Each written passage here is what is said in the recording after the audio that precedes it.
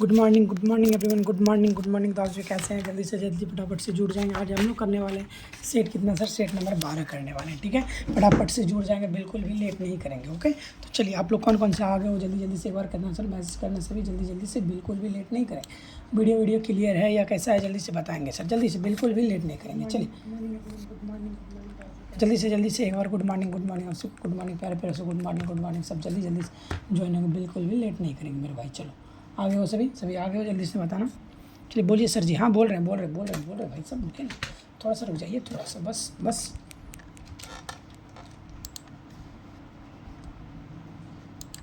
चलिए, तो आप सभी आ चुके हैं, जल्दी से बताएंगे। ये रहा सर आपका पहला क्वेश्चन, ये रहा आपके सामने पहला क्वेश्चन। तो पहला क्वेश्चन को सर जूम करते हैं। तो जूम करने के पहले कुछ हम बातें आपको बता दें सर। मैं आप लोगों को आज आपका जो होने वाला है सेट कितना होने वाला है? 12 होने वाला है। 1 से लेके हम लोगों ने 11 तक क्लियर कर लिया है। ओके, क्लियर है, वाह, चलिए वाह। चलो, रुक्मिणी प्रकाशन जिंदाबाद, जी। चलो, तो ये 12 हमने कर ली, आज 12 कर लेंगे, कल 13 करेंगे, फिर हमारी 15 तक कंप्लीट हो जाएगा। फिर एक दिन क्या करेंगे, मॉर्निंग में बैठेंगे और पूरा दिन में हम लोग क्या कर लेंगे, पूरा एक रुक्मिणी एक दिन में ही पूरा पढ़ लेंगे। ठीक है, ख़त्म कर देंगे। लेकिन तब तक के लिए आज अभी क्या करेंगे, आप लोग मेरे साथ जुड़ेंगे फटाफट से। हाँ, क्लास स्टार्ट होने से पहले मैं क्या करूँ, एक बार बोल दूँ, आप लोग क्या कर देंगे, जल्दी से एक बार लाइक कर देंगे, चैनल को सब्सक्राइब भी कर देंगे और एक बार क्या करेंगे, फटाफट से शेयर कर देंगे। तभी करने नहीं होता है, छोटे बच्चे जुड़ते हैं ना, आप लोग सब जुड़ते हैं, तो फिर आप लोग को मज़ा आता है कि मैं भी चलो भाई करने में मज़ा आ रहा है। इसीलिए आप लोग भी थोड़ा एक बार क्या करें, जल्दी से शेयर कर दें। चलो, राजपूत जी ही सिर्फ हाजिर हुए हैं, और कौन हाजिर हुए भाई? चलो। लाडो भी हाजिर आ गई। लाडो गुड मॉर्निंग लाडो गुड मॉर्निंग। चलो जल्दी से, बिल्कुल भी लेट नहीं करना, जल्दी से आ जाओ, जल्दी से। चलो चलिए सर, ये रहा सर आपके सामने पहला क्वेश्चन। क्या है? द ग्रामर, भाई रुक जा, क्या है? द ग्रामर ऑफ क्लासिफिकेशन, चौथा संस्करण 1955 के लेखक कौन थे? बता दो भाई। द ग्रामर ऑफ क्लासिफिकेशन संस्करण कौन सा? 4th संस्करण, ठीक है, के 1955 के 1955 के लेखक कौन थे? जल्दी बताएंगे, 50 कौन थे? जल्दी, लाडली हैं जी, जल्दी से बताएंगे भाई, जल्दी से इसका आंसर देंगे, बिल्कुल भी लेट नहीं करना। इसका आंसर, पहला का आंसर आपका क्या होगा? यदि आपको इसकी PDF चाहिए तो क्या करेंगे, PDF आप व्हाट्सअप ग्रुप में ऐड हो जाएंगे, नीचे आपका लिंक पिनअप किया हुआ है। ठीक है, तो चलिए, द ग्रामर ऑफ क्लासिफिकेशन का चौथा संस्करण 1955 में किसने दिया था? SR रंगनाथन ने दिया। किसने दिया? WV क्या है, बेविक्स सेयर्स ने दिया, हेनरी इविल्स ने दिया, मेलविल डीवे ने दिया। किसने दिया है? आंसर देंगे। ये रहा सर आपका पहला क्वेश्चन का फटाफट से आंसर देंगे। इसका आंसर किसने दिया था भाई? किसने दिया? तो 1955 में WV शेयर, जिसे हम लोग क्या बोलते हैं, WV बेविक शेयर बोलते हैं। ठीक है, WC विक शेयर भी बोल सकते हैं, WC शेयर्स भी, रवीना कुमारी बिल्कुल, बी फॉर बॉल यानी WC, इसको ऐसे WC शेयर्स भी बोलते हैं हम लोग, SAYERS, इसी का नाम है WC शेयर्स। ठीक है, या WCB शेयर्स भी आ जाता है। ओके, नहीं, सैमुअल हेनरी कैरोल नहीं, ये नहीं होगा मेरे भाई, नहीं होगा। आगे बढ़ें। चलो सर आगे चलते हैं। ये रहा सर अगला क्वेश्चन, दूसरे नंबर पर आते हैं। अलेक्जेंड्रिया की क्या है, अलेक्जेंड्रिया की माउसियन को अक्सर किस प्रोटोटाइप माना जाता है? जल्दी बताओ। अलेक्जेंड्रिया की माउसियन ऑफ अलेक्जेंड्रिया को अक्सर किसका प्रोटोटाइप माना जाता है? जल्दी बताएंगे। Hi sir, good morning, good night. अरे भाई गुड मॉर्निंग हो रहा है, तू गुड नाइट काय कर रही है, ये बता। चल जल्दी बता दो। अलेक्जेंड्रिया की माउसियन को अक्सर किसका प्रोटोटाइप माना जाता है? जल्दी बताएंगे। Good morning. चलो जल्दी बताओगे, किसको माना जाता है सर? एक सार्वजनिक पुस्तकालय, दो कस्सी। चलो देखते हैं। एक सार्वजनिक पुस्तकालय नहीं होगा, क्या होगा सर? एक विश्वविद्यालय अनुसंधान संस्थान नहीं होगा, स्कूल पुस्तकालय नहीं होगा, क्या होता है सर? राष्ट्रीय। यानी कि अलेक्जेंड्रिया की माउसियन को अक्सर किसका प्रोटोटाइप माना जाता है? किसका? राष्ट्रीय पुस्तकालय का। किसका? राष्ट्रीय पुस्तकालय का प्रोटोटाइप माना जाता है। किसका माना जाता है? राष्ट्रीय पुस्तकालय का प्रोटोटाइप माना जाता है। चलिए सर, ये आपका अगला क्वेश्चन क्या है? क्या है? कोडेक्स के, भाई देखना क्या है, कोडेक्स के विकास ने, भाई रुक जा, हाँ, कोडेक्स कोडेक्स के विकास ने सूचना के इतिहास को कैसे बदल दिया? जल्दी बता दो, कोडेक्स के विकास ने सूचना के इतिहास को कैसे बदल दिया? आंसर देंगे। कोडेक्स के इतिहास ने सूचना के विकास को कैसे बदल दिया? आंसर देंगे जल्दी से आंसर इसका क्या होगा? 3 नंबर का आंसर क्या होगा मेरे भाई? क्या होगा कोडेक्स का? भाई ये 37 कहाँ से चल गए पीयू, ये बता। हाँ, क्या होगा? B3 का भी क्या होगा? इसने क्या स्क्रॉल की तुलना में क्या यादृच्छियाँ पहुँच प्रोटोबिलिटी और अधिक जानकारी संग्रहित करना आसान बना दिया। किसने सर? कोडेक्स के विकास ने क्या किया? इसने स्क्रॉल की तुलना क्या है या यादृच्छिक पहुँचा है, क्या रैंडम एक्सेस पहुँचाया। इसने स्क्रॉल की तुलना में क्या बताया? रैंडम, मनीष सर बोलिएगा जी, रैंडम एक्सेस पहुँचाया, जो क्या था? प्रोटोबिलिटी और अधिक जानकारी संग्रहित करना आसान बना दिया। चलिए आगे चलते मेरे भाई, आगे चलते हैं। ये आपका पांडुलिपि संस्कृति यानी कि मैन्युस्क्रिप्ट कल्चर में स्क्रिप्ट की भूमिका क्या थी? मैन्युस्क्रिप्ट कल्चर में यानी पांडुलिपि क्या है? संस्कृति में स्क्राइब की भूमिका क्या थी? जल्दी बताओगे। स्क्राइब की भूमिका क्या थी? जल्दी से आंसर देना क्या होगा? स्क्राइब की भूमिका क्या थी? आंसर देंगे मेरे भाई, आंसर देना। देखते हैं कौन कौन आंसर दे रहा हूँ। स्क्राइब की भूमिका क्या होगी? जल्दी बताना। स्क्राइब की भूमिका क्या होगी? ग्रंथों को हाथ से कॉपी करना। पांडुलिपि संस्कृति में स्क्राइब की भूमिका होती थी। ग्रंथों को हाथ से कॉपी करना क्या कहलाती थी मेरे भाई? क्या कहलाती थी? क्या स्क्राइब कहलाती थी पांडुलिपि में। ओके, आगे चलें। आपका ये रहा question. IFLA UNESCO public library क्या है? IFLA UNESCO public library manifesto. IFLA UNESCO public library manifesto सार्वजनिक पुस्तकालय को किस रूप में वर्णित करता है? जल्दी बताएंगे, चलो बता दो। इफ्ला यूनेस्को पब्लिक लाइब्रेरी मैनिफेस्टो सार्वजनिक पुस्तकालय को किस रूप में क्या करता है मेरे भाई? क्या करता है? वर्णित करता है। जल्दी से आंसर देना। इफ्ला पब्लिक लाइब्रेरी मैनिफेस्टो सार्वजनिक पुस्तकालय को किस रूप में क्या करता है? वर्णित करता है। आंसर देंगे किस रूप में? बी फॉर वीरेंद्र कुमार, बिल्कुल सही आंसर है। क्या होगा? लोकतंत्र के लिए एक जीवन शक्ति, शिक्षा और सूचना तक पहुँच प्रदान करने वाले रूप में। क्या? लोकतंत्र के लिए एक जीवंत शक्ति, शिक्षा और सूचना तक पहुंच प्रदान करने वाले के रूप में यूनेस्को और क्या है? इफ्ला और यूनेस्को पब्लिक मैनिफेस्टो क्या करता है? सार्वजनिक पुस्तकालय को वर्णित करता है। चलिए ओके, ये रहा सर आपका अगला क्वेश्चन। क्या है? नेशनल लाइब्रेरी ऑफ क्या फ्रांस, बताएंगे क्या sir? National library of France पूर्ववर्ती शाही पुस्तकालय किस राज्य द्वारा स्थापित किया गया? जल्दी बताएंगे।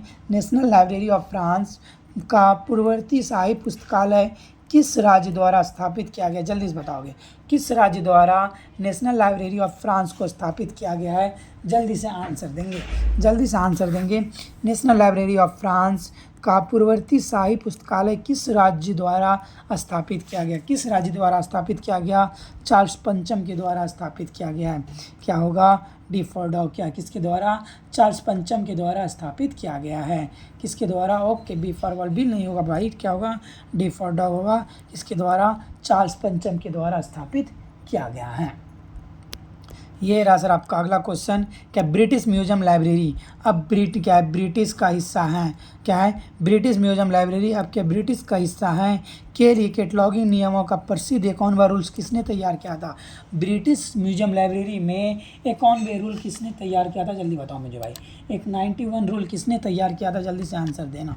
ब्रिटिश म्यूजियम लाइब्रेरी में कैटलॉगिंग के लिए 51वें रूल किसने दिया था? जल्दी से आंसर देना। किसने दिया था भाई?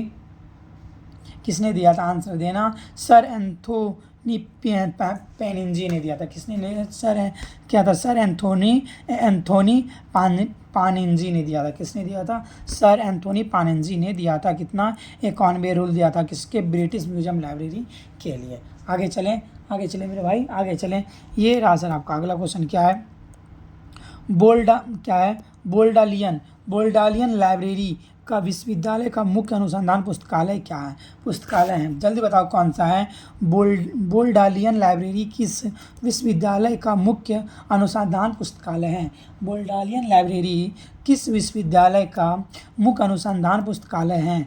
बोल्डालियन लाइब्रेरी किस विश्वविद्यालय का मुख्य अनुसंधान पुस्तकालय है? जल्दी से आंसर देंगे मेरे भाई, जल्दी से आंसर देंगे। क्या होगा, क्या होगा मेरे भाई आंसर इसका? क्या होगा, क्या होगा मेरे भाई, क्या होगा? ऑक्सफोर्ड विश्वविद्यालय। क्या होगा? ऑक्सफोर्ड विश्वविद्यालय। क्या होगा? बोल्डालियन लाइब्रेरी किस विश्वविद्यालय का अनुसंधान पुस्तकालय है? ऑक्सफोर्ड विश्वविद्यालय का अनुसंधान पुस्तकालय है। बोल्डालियन लाइब्रेरी किसका सर? 7 का एक गुड नहीं, 7 का सी होगा। क्या होगा? किसका? बोल्डालियन लाइब्रेरी ऑक्सफोर्ड विश्वविद्यालय का हिस्सा है। चलो आगे चले सर। ये रहा सर आपका अगला क्वेश्चन। ज्ञान का गठन का सिद्धांत किस वर्गीकरण के काम का आधार था? ज्ञान का गठन क्या सर? ज्ञान का गठन यूनिटी ऑफ ऑर्गेनाइजेशन का सिद्धांत किस क्या वर्गीकरण के काम आता था? जल्दी बता दो। ज्ञान का गठन जल्दी बताना सर। ज्ञान का संगठन किस सिद्धांत के ज्ञान का संगठन का सिद्धांत किस समवर्गीकरणवादी के काम का आधार था? किस वर्गीकरणवादी के काम का आधार था मेरे भाई? Henry evils. किसके? हेनरी इविल्स बिल्कुल सही आंसर है। क्या होगा? Henry evils. क्या होगा? Henry evils. आगे चलें क्या होगा? Henry evils. आगे चलें। ज्ञान का गठन का सिद्धांत किस वर्गीकरणवादी के काम का आधार था? हेनरी इविल्स के काम का आधार था। ज्ञान का गठन हेनरी इविल्स के सिद्धांत का वर्गीकरणवादी का काम का आधार था। आगे चलें। हेनरी इविल्स का गठन क्या है? ज्ञान का संगठन से आधारित है। चलिए सर आगे चलते हैं। ये रहा सर आपका अगला क्वेश्चन। तो एक बार क्या करेंगे, फटाफट से क्या करेंगे, लाइक कर देंगे, चैनल को सब्सक्राइब भी कर देंगे।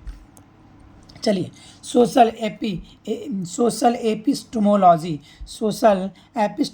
जैसे कि जेसी रेला। सोशल एपिस्टेमोलॉजी जैसे कि जेसी रेला और मार्गरेट ईगन द्वारा विकसित किया गया किस पर केंद्रित है? किस पर केंद्रित है? जल्दी बताएंगे किस पर केंद्रित है? सोशल एपिस्टेमोलॉजी जैसे कि जेसी रेला और मार्गरेट ईगन द्वारा विकसित किया गया किस पर केंद्रित है भाई? किस पर केंद्रित है? जल्दी से आंसर देंगे। किस पर केंद्रित है? किस पर केंद्रित है? समाज के भीतर ज्ञान कैसे उत्पन्न करना होता है? समाज के अंदर ज्ञान को कैसे उत्पन्न करना होता है, कैसे प्रसारित करेंगे, उपयोग किया जाता है, इस पर ध्यान कौन करता है? सोशल एपिस्टेमोलॉजी करता है। कौन करता है? सोशल एपिस्टेमोलॉजी करता है। जैसे कि जेसी सेरा और मार्गरेट ईगन द्वारा विकसित किया गया था।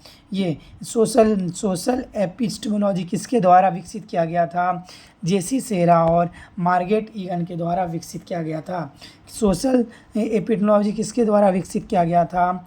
किसके? जेसी सेरा और मार्गरेट ईगन के द्वारा विकसित किया गया था, जिसने कहा था समाज के भीतर ज्ञान कैसे उत्पन्न करना है, प्रसार कैसे करना है और उपयोग कैसे किया जाता है, इस पे बल दिया था। आगे बढ़ें। ये रहा सर आपका अगला क्वेश्चन था। एशियाटिक सोसाइटी क्या है? एशियाटिक सोसाइटी की स्थापना 1774 में कलकत्ता में किसने की थी? जल्दी से बताना मेरे भाई। एशियाटिक सोसाइटी की स्थापना कलकत्ता में 1784 में किसने की थी? एशियाटिक सोसाइटी की स्थापना कलकत्ता में 1784 में हुई थी। किसने की थी? जल्दी से बताना किसने की थी? किसने की थी मेरे भाई? किसने की थी? सर विलियम जोन्स ने की थी। किसने की थी? सर विलियम जोन्स ने की थी। एक बार फटाफट से जल्दी से आंसर दोगे तो क्या होगा, आपकी प्रैक्टिस होगी, पता चलेगा ना भाई कि आप क्या कर रहे हो, कितना सही कर रहे हो।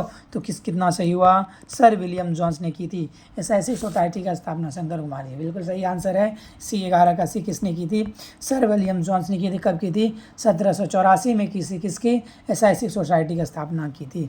खुदा बख्श ओरिएंटेड पब्लिक लाइब्रेरी कहाँ स्थित है? जल्दी बताओगे। बिल्कुल सही, और शंकर कुमार जी और सपना कुमारी बिल्कुल सही है। कहाँ है? पटना में स्थित है। खुदा बख्श ओरिएंटेड लाइब्रेरी अपना कहाँ स्थित है? पटना में स्थित है। खुदा बख्श ओरिएंटेड लाइब्रेरी कहाँ स्थित है? पटना में स्थित है। ये रहा आपका अगला क्वेश्चन। भारत के नेशनल मिशन ऑन का लाइब्रेरी का मुख्य उद्देश्य क्या था? भारत के नेशनल मिशन ऑन लाइब्रेरी का मुख्य उद्देश्य क्या था? जल्दी से आंसर देंगे। भारत के नेशनल मिशन ऑन लाइब्रेरी का मुख्य उद्देश्य क्या था? भारत के नेशनल मिशन ऑन लाइब्रेरी का मुख्य उद्देश्य क्या था? भाई मुझे जल्दी से बताना, देखते हैं कौन कौन बता रहे हो। भारत के नेशनल मिशन ऑन लाइब्रेरी का मुख्य, चलो नीतू कुमारी भी बिल्कुल हाजिर है, राजीबिल भाट 13 का आंसर देंगे। 13 का सी दे रहे हैं, 13 का सी बिल्कुल सही है। भारतीय पुस्तकालयों का एक मात्रात्मक और गुणात्मक सर्वेक्षण करना और उन्हें आधुनिकीकृत बनाना होता है। ठीक है, आगे बढ़ें। यानी भारत के national mission on library NNL का मुख्य उद्देश्य क्या था भाई? भारतीय पुस्तकालय का एक मात्रात्मक और गुणात्मक सर्वेक्षण करना है। क्या करना है? नेशनल लाइब्रेरी का भारतीय पुस्तकालय का मात्रात्मक और गुणात्मक सर्वेक्षण करना है और उन्हें क्या करना? आधुनिक बनाना है। यानी क्या बनाना है? मॉडर्न बनाना है। और क्या बनाना है? मॉडर्न बनाना है। चलो, और क्या बनाना है मेरे भाई? मॉडर्न बनाना है। आगे चलें। ये रहा सर आपका अगला क्वेश्चन का आंसर देंगे। SAARC documentation centre, SAARC documentation centre का मुख्यालय कहाँ है? यानी सार्क का मुख्यालय कहाँ? एग्जाम में आ जाए तो आप क्या मारेंगे? सार्क का मुख्यालय, सार्क डॉक्यूमेंटेशन का मुख्यालय कहाँ है? जल्दी से बताएंगे। SDA यानी कि सार्क डॉक्यूमेंटेशन सेंटर का मुख्यालय कहाँ है? ढाका में है, कोलंबो में है, नई दिल्ली में है, काठमांडू में है? जल्दी से बताएंगे भाई। 14 नंबर का आंसर क्या होगा? सार्क का मुख्यालय कहाँ है? जल्दी बताना। सार्क का मुख्यालय कहाँ है? जल्दी से बताएंगे, देखते हैं कौन कौन बता पा रहे हो। चलो आंसर देना। सार्क का मुख्यालय 14 का सी बिल्कुल सही है। शंकर जी, सपना कुमारी जी, नीतू जी बिल्कुल सही है। ओके ओके, तो क्या होगा सर? 14 का सी। सार्क का मुख्यालय कहाँ स्थित है? न्यू दिल्ली में स्थित है। सार्क का मुख्यालय कहाँ स्थित है? न्यू दिल्ली में स्थित है। सार्क का मुख्यालय कहाँ स्थित है? न्यू दिल्ली में स्थित है। आगे चलें। ये रहा सर अगला क्वेश्चन क्या है आपके सामने? लाइब्रेरी मूवमेंट क्या है? 14 का सी बिल्कुल सही है सबका। 15 का भी सी दे रहे हैं। चलो, लाइब्रेरी मूवमेंट में बड़ौदा के महाराजा सयाजीराव गायकवाड़ का मार्गदर्शन किसने किया था? लाइब्रेरी मूवमेंट में बड़ौदा के महाराजा सयाजीराव गायकवाड़ का मार्गदर्शन किसने किया था? जल्दी बताएंगे किसने किया था? किसने, बता दो जल्दी से। किसने, किसको बुलाया था? यानी कि मार्गदर्शन किसका किया था? जल्दी से बताना, किसने किया था या किसका किया था? वही हुआ। लाइब्रेरी मूवमेंट करने के लिए, लाइब्रेरी को आगे बढ़ाने के लिए बड़ौदा के राजा कौन थे? सयाजीराव गायकवाड़ तृतीय ने किसको बुलाया था? जल्दी से बताना क्या होगा? हर हर महादेव उमंग जी, हर हर महादेव। चलो बता दो जल्दी से। सोमवारी है आज, आज तीसरा सोमवारी है ना, सोमवारी करके बैठ ले। सोमवारी कर लिया कर, लाइब्रेरियन की जल्दी एग्जाम आ जाएगी वैकेंसी। तो जल्दी बता दो किसको बुलाया था मेरे भाई? जल्दी से आंसर देना। किसको बुलाया था? नहीं, रीना कुमारी बिल्कुल ही गलत, एक गलत नहीं, गलत है रीना कुमारी बिल्कुल। सपना कुमारी क्या होगा सर? 15 का क्या होगा? WA वार्डन को बुलाया गया था। किसको? सपना कुमारी का बिल्कुल सही, यहाँ गलत आंसर है। 16 का B नहीं होगा। किसको बुलाया गया था? WA वार्डन को बुलाया गया था। किसको बुलाया गया था? WA वार्डन को बुलाया गया था। आगे बढ़े मेरे भाई। किसको बुलाया गया था? प्रणाम सर जी। चलिए कैसे बचते हैं। किसको बुलाया? WA वार्डन को बुलाया गया था। याद रखना, लाइब्रेरी क्या है? मूवमेंट में बड़ौदा के महाराजा सयाजीराव गायकवाड़ के मार्गदर्शन करने के लिए कौन आए थे? क्या आए थे? WA वार्डन आए थे। WN क्वेश्चन आएगा। WN वार्डन को किसने बुलाया था? सयाजीराव के तृतीय ने बुलाया था। किसने बुलाया था? सयाजीराव तृतीय ने बुलाया था। आगे बढ़ें। चलो भाई आगे चलते हैं। ये रहा सर आपका अगला क्वेश्चन क्या है? तंजावुर, क्या भाई? तंजावुर महाराजा सर फिरोजी की सरस्वती महल लाइब्रेरी किस लिए प्रसिद्ध है? बताइएगा, पढ़ाइए sir. Okay okay okay sir, speed बताइए। मैं देखो ऐसे भी बकवास नहीं करता हूँ, नहीं तो जैसे मत बोलो प्लीज़। मैं ऐसे शांति से पढ़ते जा रहा हूँ, देख रहा हूँ। चलो बता दो सर। 16 नंबर का आंसर। तंजावुर महाराजा क्या है? सर फिरोजी की सरस्वती महल लाइब्रेरी किस लिए प्रसिद्ध है भाई? चलो, सरस्वती महल लाइब्रेरी कहाँ है सर? तंजावुर में है। ठीक है, तंजावुर में है। ये किस लिए प्रसिद्ध है? मुझे जल्दी से बता दो सर, ये किस लिए प्रसिद्ध है? चलिए, किस लिए प्रसिद्ध है मेरे भाई? किस लिए? ताड़ के पत्तों की पांडुलिपियों के दुर्लभ संग्रह के लिए। पूछ दे, सरस्वती महल लाइब्रेरी किस लिए प्रसिद्ध है? ताड़ के पत्तों के लिए प्रसिद्ध है। सरस्वती महल लाइब्रेरी किस लिए प्रसिद्ध है? ताड़ के पत्तों के लिए प्रसिद्ध है। आगे चले भाई। ये आपका अगला क्वेश्चन। कॉमनवेल्थ लाइब्रेरी एसोसिएशन की स्थापना कब हुई थी? कॉमनवेल्थ लाइब्रेरी एसोसिएशन की स्थापना कब हुई थी? जल्दी जल्दी से आंसर देंगे। कॉमनवेल्थ लाइब्रेरी एसोसिएशन की स्थापना कब हुई थी? 1951, 1965, 1972, 1984। कॉमनवेल्थ लाइब्रेरी एसोसिएशन की स्थापना कब हुई थी? 1972 में। कॉमनवेल्थ लाइब्रेरी एसोसिएशन की स्थापना कब हुई थी? 1972 में। कॉमनवेल्थ लाइब्रेरी एसोसिएशन की स्थापना कब हुई थी? हाँ, तो 1972 में। चलो आगे चलते मेरे भाई। डेवी क्या है? डीप वेव और डार्क वेव में अंतर क्या है? जल्दी बताएंगे। डीप वेव और डार्क वेव में अंतर क्या है? जल्दी से बताना। डीप वेव और डार्क वेव में अंतर क्या है? सर कोई अंतर नहीं होता है, दोनों क्या होता है? सेम होता है। डीप वेव और डार्क वेव में अंतर कोई नहीं होता है, दोनों क्या होता है? एक समान होता है। दोनों क्या है? एक दूसरे के समान होता है। डीप वेव और डार्क वेव एक दूसरे के क्या होता है भाई? समान होता है। डीप वेव और डार्क वेव दोनों एक दूसरे के क्या होता है? समान होता है। बिल्कुल सही आंसर है। 17 का सी नहीं होगा। हाँ 17 का सी बिल्कुल सही। चलो डीप क्या है? ओके, डीप वेव और डार्क वेव बिल्कुल दोनों में कोई अंतर नहीं होता, दोनों क्या होता है? समान होते हैं। ये रहा यूरोपियाना क्या है? बता दो जल्दी से। यूरोपियाना क्या है? जल्दी से बताना। यूरोपियाना क्या है? जल्दी से बताना मेरे भाई, जल्दी से बताना। यूरोपियाना क्या है? जल्दी से आंसर देना। 19 का आंसर कौन कौन दे रहे हो? ओके, जल्दी बताना। यूरोपियाना क्या है भाई? एक यूरोपीय डिजिटल प्लेटफॉर्म जो हज़ारों संस्थानों से सांस्कृतिक विरासत संग्रह तक पहुंच प्रदान करता है। यदि आपको सेशन अच्छा लग रहा हो तो एक बार क्या करना, सभी सब्सक्राइब भी कर देना और क्या करना, शेयर भी कर देना, लाइक भी कर देना। एक यूरोपीय क्या डिजिटल प्लेटफॉर्म को हज़ारों संस्थानों से सांस्कृतिक विरासत संग्रह तक पहुँच प्रदान करता है। यूरोपियाना का काम क्या है? वीर जी बिल्कुल सही आंसर है। क्या है? एक यूरोपीय डिजिटल प्लेटफॉर्म जो हज़ारों संस्थानों से सांस्कृतिक विरासत तक पहुंच प्रदान करता है, उसे हम लोग क्या बोलते हैं? यूरोपियाना बोलते हैं। क्या बोलते हैं? यूरोपियाना बोलते हैं।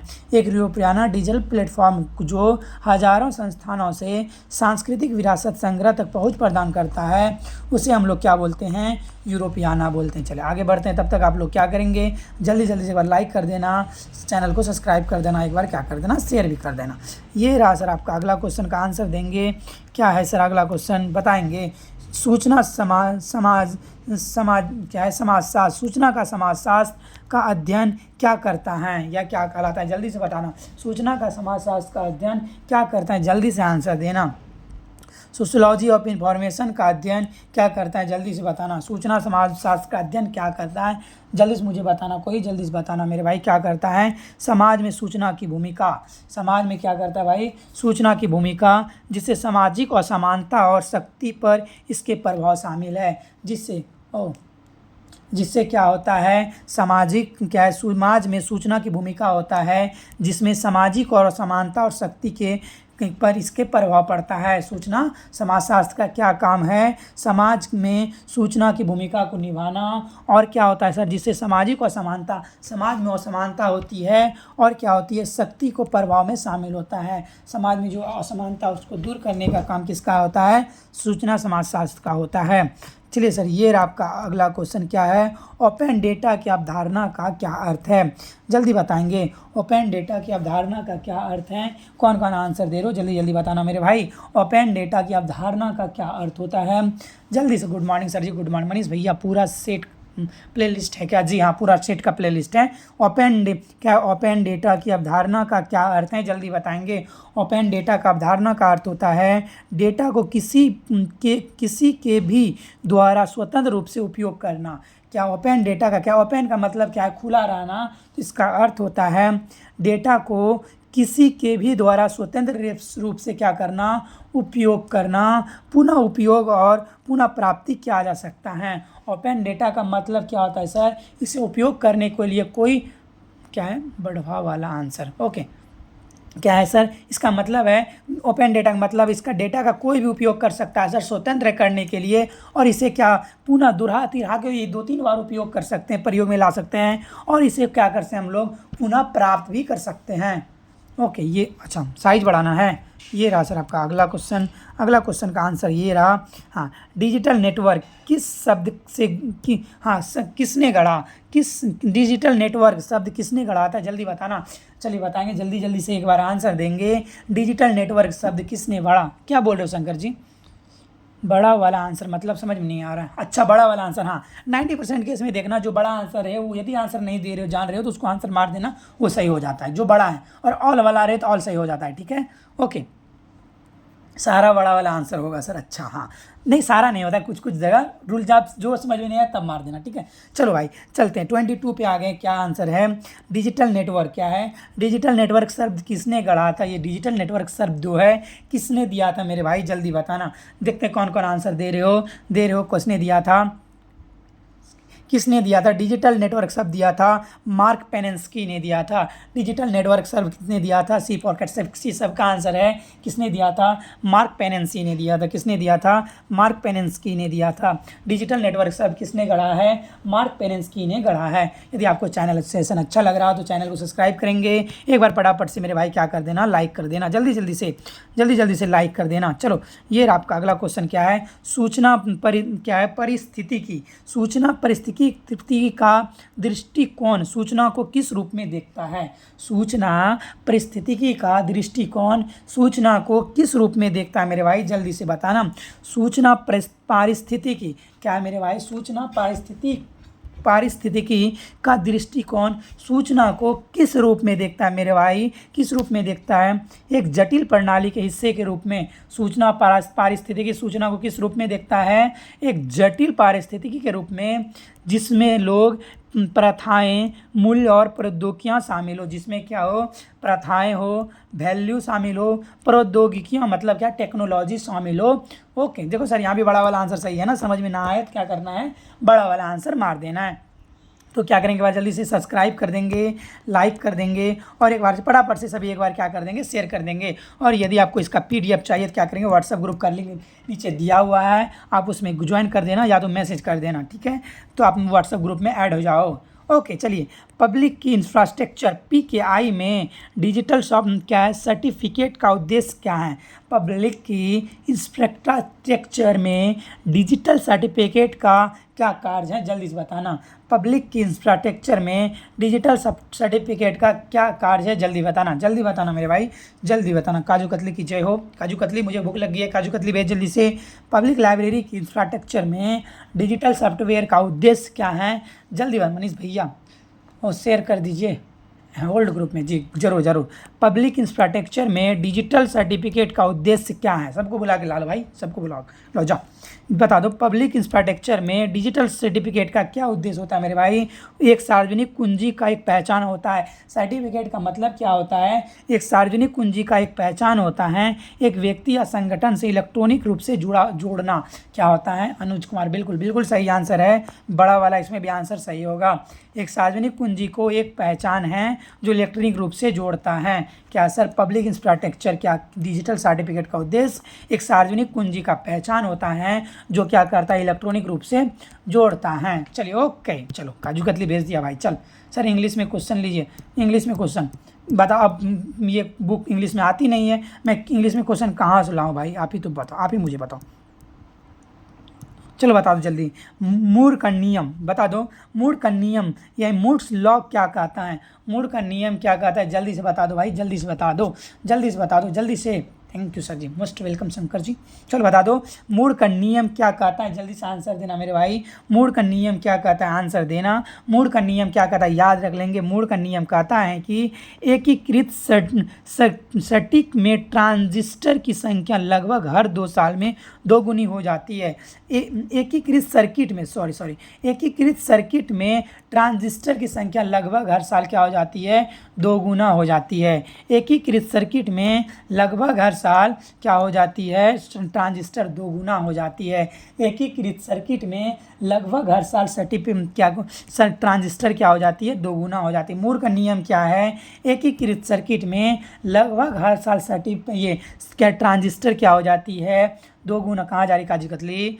क्या हो जाती है? दोगुनी हो जाती है। एकीकृत सर्किट में लगभग हर साल क्या है? लगभग 2 साल में दोगुनी हो जाती है। क्या सर? ट्रांजिस्टर दोगुनी हो जाती है। ये रहा सर आपका अगला क्वेश्चन क्या है? फाइबर ऑप्टिक्स केबल किस सिद्धांत पर काम करता है? जल्दी बता दो। Fibre optic cable, fibre optic cable जो होता है वह किस सिद्धांत पर कार्य करता है, जल्दी से बताना। फाइबर ऑप्टिक सिद्धांत किस कार्य पर सिद्धांत करता है? कुल आंतरिक परिवर्तन पर कुल कार्य करता है। फाइबर ऑप्टिक केबल किस तरह से कार्य करता है? कुल आंतरिक परिवर्तन पर कार्य करता है। किस तरह कार्य करता है? कुल आंतरिक परिवर्तन पर कार्य करता है। जल्दी जल्दी से एक बार क्या कर देना, लाइक कर देना, सब्सक्राइब भी कर देना और क्या करना, शेयर भी कर देना। फाइबर ऑप्टिक्स केबल किस सिद्धांत पर कार्य करता है? कुल आंतरिक सिद्धांत पर कार्य करता है। यदि ग्रुप में ऐड होना है तो व्हाट्सएप में 0789701 पे आप क्या कर देना, मैसेज कर देना, हम व्हाट्सएप में आपको ग्रुप कर देंगे, ऐड कर देंगे। ठीक है सभी को, ठीक है, लाइक भी कर देना, सब्सक्राइब भी कर देना और शेयर भी कर देना। चलो ये रहा, इसमें व्हाट्सएप ग्रुप पे ऐड होने के लिए मैसेज कर देना। ओके चलो भाई, क्या होगा, यानी ऑप्टिकल फाइबर केबल किस सिद्धांत पर काम करता है? कुल आंतरिक परिवर्तन पर कार्य करता है। किस पे कार्य करता है? कुल आंतरिक परिवर्तन पर कार्य करता है। चलिए सर आगे चलते हैं। ये रहा सर आपका क्वेश्चन, बिटकॉइन क्या है? बिटकॉइन, ओ भाई सॉरी, बिटकॉइन ले भाई, बिटकॉइन और क्रिप्टो करेंसी किस अंतर्निहित तकनीक का उपयोग करती है? जल्दी बता दो भाई, बिटकॉइन और क्रिप्टो करेंसी किस अंतर्निहित तकनीक का उपयोग करती है? जल्दी से बताना। बिटकॉइन जैसे क्रिप्टो करेंसी, बिटकॉइन के अंतर्गत क्या आती है? जैसे क्रिप्टो करेंसी किस अंतर्निहित तकनीकी का उपयोग करती है? जल्दी से सर, हम लाइक कर दिए, अब जा रहे हैं भाई, नहीं जल्दी बताओ, खत्म हो गई? नहीं खत्म नहीं हुई, खत्म नहीं हुई है। बिटकॉइन जैसे क्रिप्टो करेंसी किस अंतर्निहित तकनीक का उपयोग करती है मेरे भाई? किसकी करती है? ब्लॉकचेन का करती है। बिटकॉइन किसकी करती है? ब्लॉकचेन का करती है। किसका करती है? वो ब्लॉकचेन का करती है। ओके ओके, चले आगे चलें। नहीं 12 घंटा किया, हाँ गुड। क्या सर? ब्लॉकचेन की करती है। आप लोग यदि जुड़े रहोगे ना तो मैं पूरा आज ही खत्म कर दूंगा। किसका करती है? ब्लॉकचेन की करती है।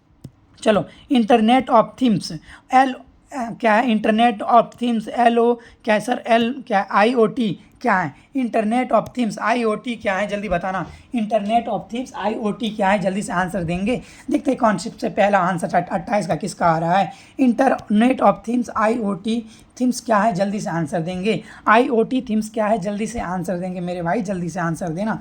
IoT थिंग्स क्या है? जल्दी से आंसर देना। क्या होगा, क्या होगा मेरे भाई? IoT इंटरनेट ऑफ थिंग्स क्या है? एक ऐसा नेटवर्क जो विभिन्न वस्तुओं को एक दूसरे से इंटरनेट से जोड़ता है। इंटरनेट ऑफ थिंग्स क्या कहलाता है?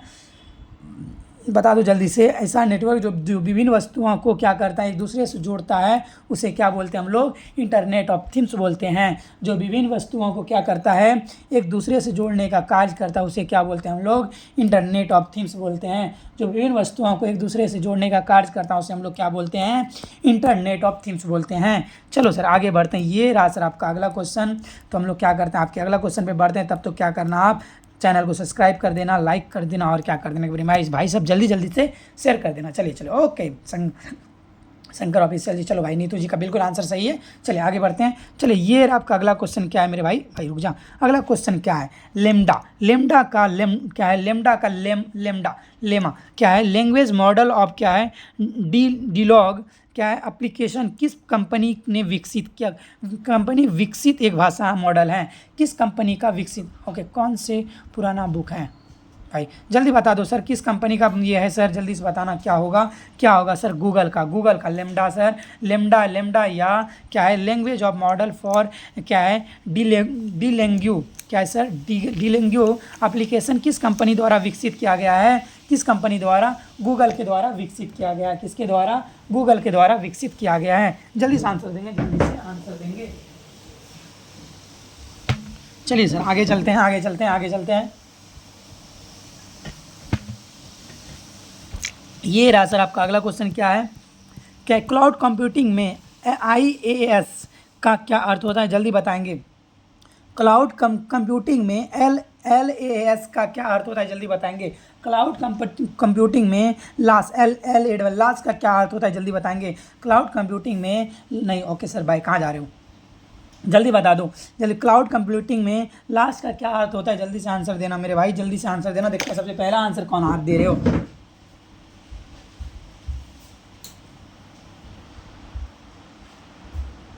जल्दी बताना। क्लाउड कंप्यूटिंग में लास्ट का अर्थ क्या होता है? जल्दी बताना मेरे भाई, क्या होगा? लास्ट का अर्थ होता है इंफ्रास्ट्रक्चर एच ए सर्विस क्या होता है, लास्ट का अर्थ क्या होता है, B for ball, infrastructure as a service होता है। क्लाउड कंप्यूटिंग में लास्ट का अर्थ होता है इंफ्रास्ट्रक्चर एच ए सर्विस होता है, इंफ्रास्ट्रक्चर एच ए सर्विस होता है। क्या होता है मेरे भाई, इंफ्रास्ट्रक्चर एच ए सर्विस होता है।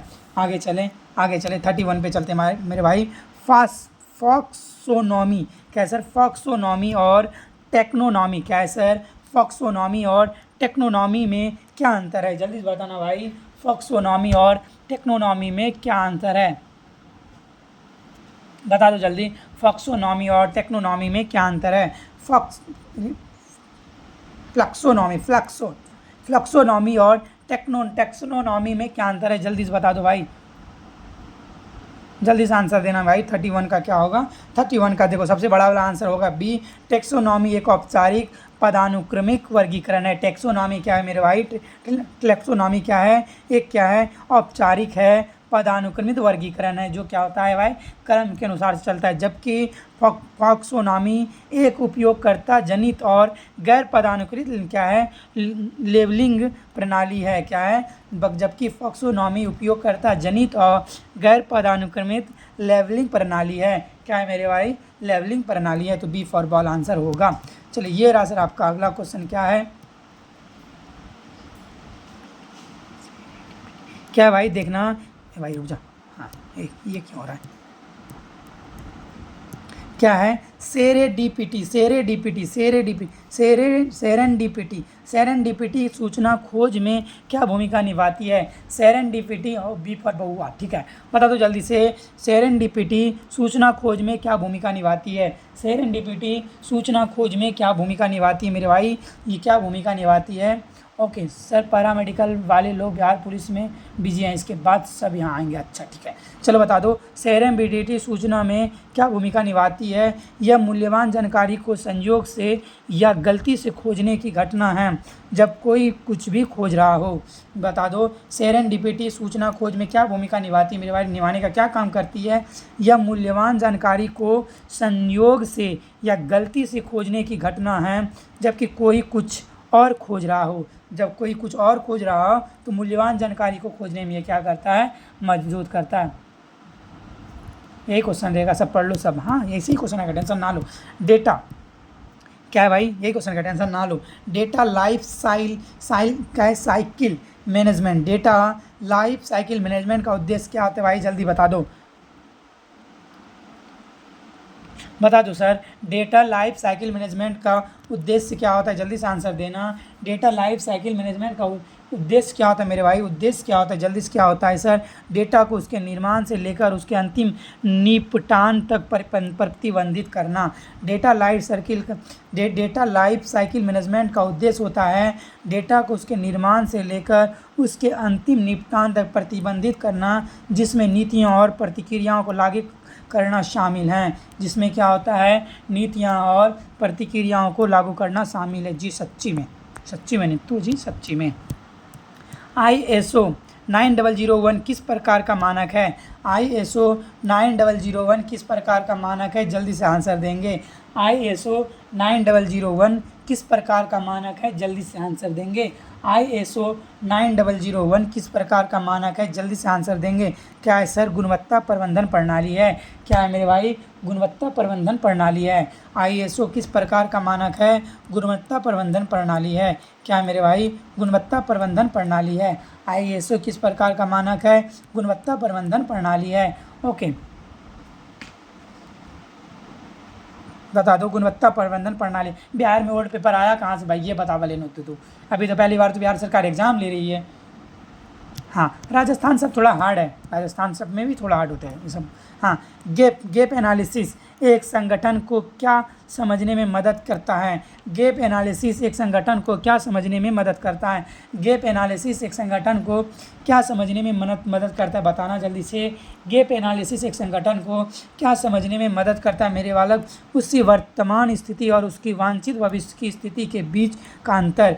गैप एनालिसिस क्या करता है, एक संगठन को क्या समझने में मदद करता है, उसकी वर्तमान स्थिति और उसकी वांछित भविष्य की स्थिति के बीच का अंतर को समझने में क्या करती है मेरे भाई, मदद करती है। गैप एनालिसिस क्या मदद करती है सर, संगठन को उसकी वर्तमान स्थिति और भविष्य की स्थिति के बीच का अंतर को बताने में मदद करती है। गैप एनालिसिस कॉन्ग्रेटिव भाई,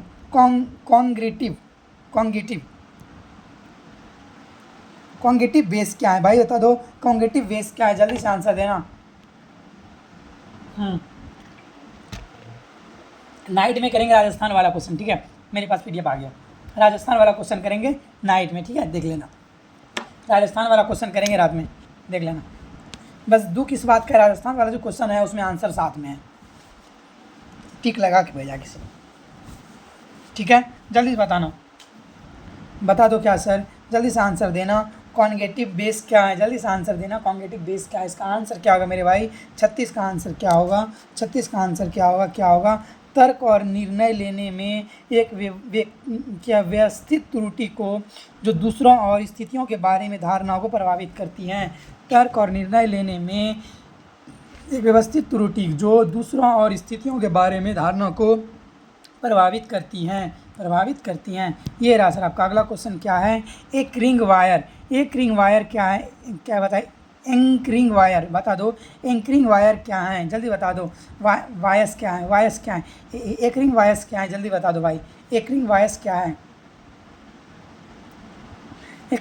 एंकरिंग वॉयस क्या है, जल्दी से आंसर देना मेरे भाई। आंसर क्या होगा, निर्णय लेते समय पहले प्राप्त जानकारी पर बहुत अधिक भरोसा करना। क्या सर, निर्णय लेते समय क्या करते हैं, पहले बहुत प्राप्त जानकारी पर भरोसा करना क्या कहलाता है, एंकरिंग वायर्स कहलाता है, एंकरिंग वायर कहलाता है। चलो भाई आगे चलते हैं। ये रहा सर आपका अगला क्वेश्चन। चलो अगला क्वेश्चन पे आते हैं मेरे भाई। अगला क्वेश्चन कहाँ, यहाँ है, हाँ। डिजिटल ऑब्जेक्ट क्या है, आइडेंटिफायर का मुख्य लाभ क्या है। डिजिटल ऑब्जेक्ट आइडेंटिफायर का क्या मुख्य लाभ क्या होता है भाई, जल्दी बता देना। डिजिटल ऑब्जेक्ट आइडेंटिफायर का मुख्य लाभ क्या है मेरे भाई, मुख्य लाभ क्या होता है। यह डिजिटल ऑब्जेक्ट के लिए एक अस्थाई, ये क्या करता है मेरे भाई, डिजिटल ऑब्जेक्ट के लिए का अस्थाई लिंक प्रदान करता है। डिजिटल ऑब्जेक्ट आइडेंटिफायर का क्या काम होता है, यह डिजिटल ऑब्जेक्ट के लिए एक अस्थाई लिंक प्रदान करता है। ये क्या करता है, एक डिजिटल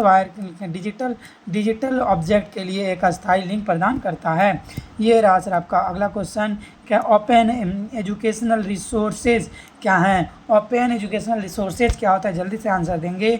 ओपन एजुकेशनल रिसोर्सेज क्या होता है मेरे भाई, स्वतंत्र रूप से सुलभ खुले तौर पर लाइसेंस प्राप्त, भाई रुक जा, हाँ थोड़ा सा छोटा करने दें।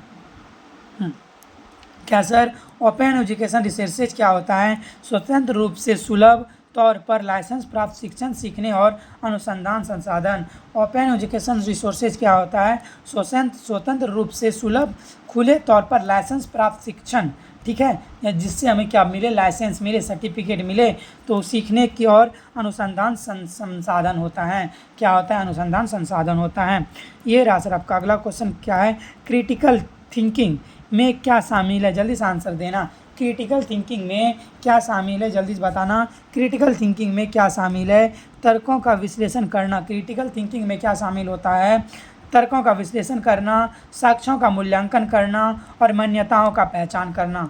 तर्कों का विश्लेषण करना, साक्ष्यों का मूल्यांकन करना और मान्यताओं का क्या करना है, पहचान करना, क्या कहलाता है, क्या कहलाता है मेरे भाई, तर्क क्या है, क्या क्रिटिकल थिंकिंग कहलाता है, क्या कहलाता है, क्रिटिकल थिंकिंग कहलाता है। ये रहा सर आपका अगला क्वेश्चन। क्या है, ग्लोबल बता दो जल्दी से। ग्लोबल विलेज की अवधारणा किसने दी, यह सुझाव देते हुए इलेक्ट्रॉनिक मीडिया दुनिया को एक साथ करीब ला रहा है। ग्लोबल विलेज की अवधारणा किसने दी थी, जल्दी बता दो।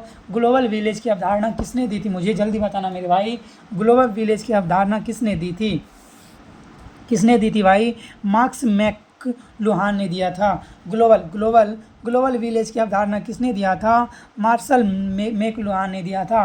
ग्लोबल विलेज की अवधारणा किसने दिया था, मार्शल मैकलुहान ने दिया था। गुड इवनिंग, गुड मॉर्निंग है अभी, गुड आफ्टरनून हो गया क्या, पता नहीं, पता तो जल्दी से किसने दिया है, मार्शल लुहान ने दिया है। किसने दिया है, मार्शल लुहान ने दिया है। ग्लोबल विलेज की अवधारणा किसने दिया है? मार्शल लुहान ने दिया है। ओके भाई, चलो ये रहा सर आपका अगला क्वेश्चन। द थर्ड वेव पुस्तक में क्या है सर? द थर्ड वेव पुस्तक में एल्विन टॉफलर ने किस समाज की भविष्यवाणी की थी? द थर्ड वेव पुस्तक किसकी है? एल्विन टॉफलर की है। किसकी है? Alvin Toffler. The third wave पुस्तक किसकी है? एल्विन टॉफलर ने की है। इसमें भविष्यवाणी किस चीज़ की थी मेरे भाई? किसकी की थी? सूचना या ज्ञान समाज की भविष्यवाणी की थी। किसकी भविष्यवाणी की थी? सूचना या ज्ञान समाज की भविष्यवाणी की थी। किसकी भविष्यवाणी की थी? सूचना या ज्ञान समाज की भविष्यवाणी की थी। पब्लिक स्पीकर भाई ये देखो क्या है?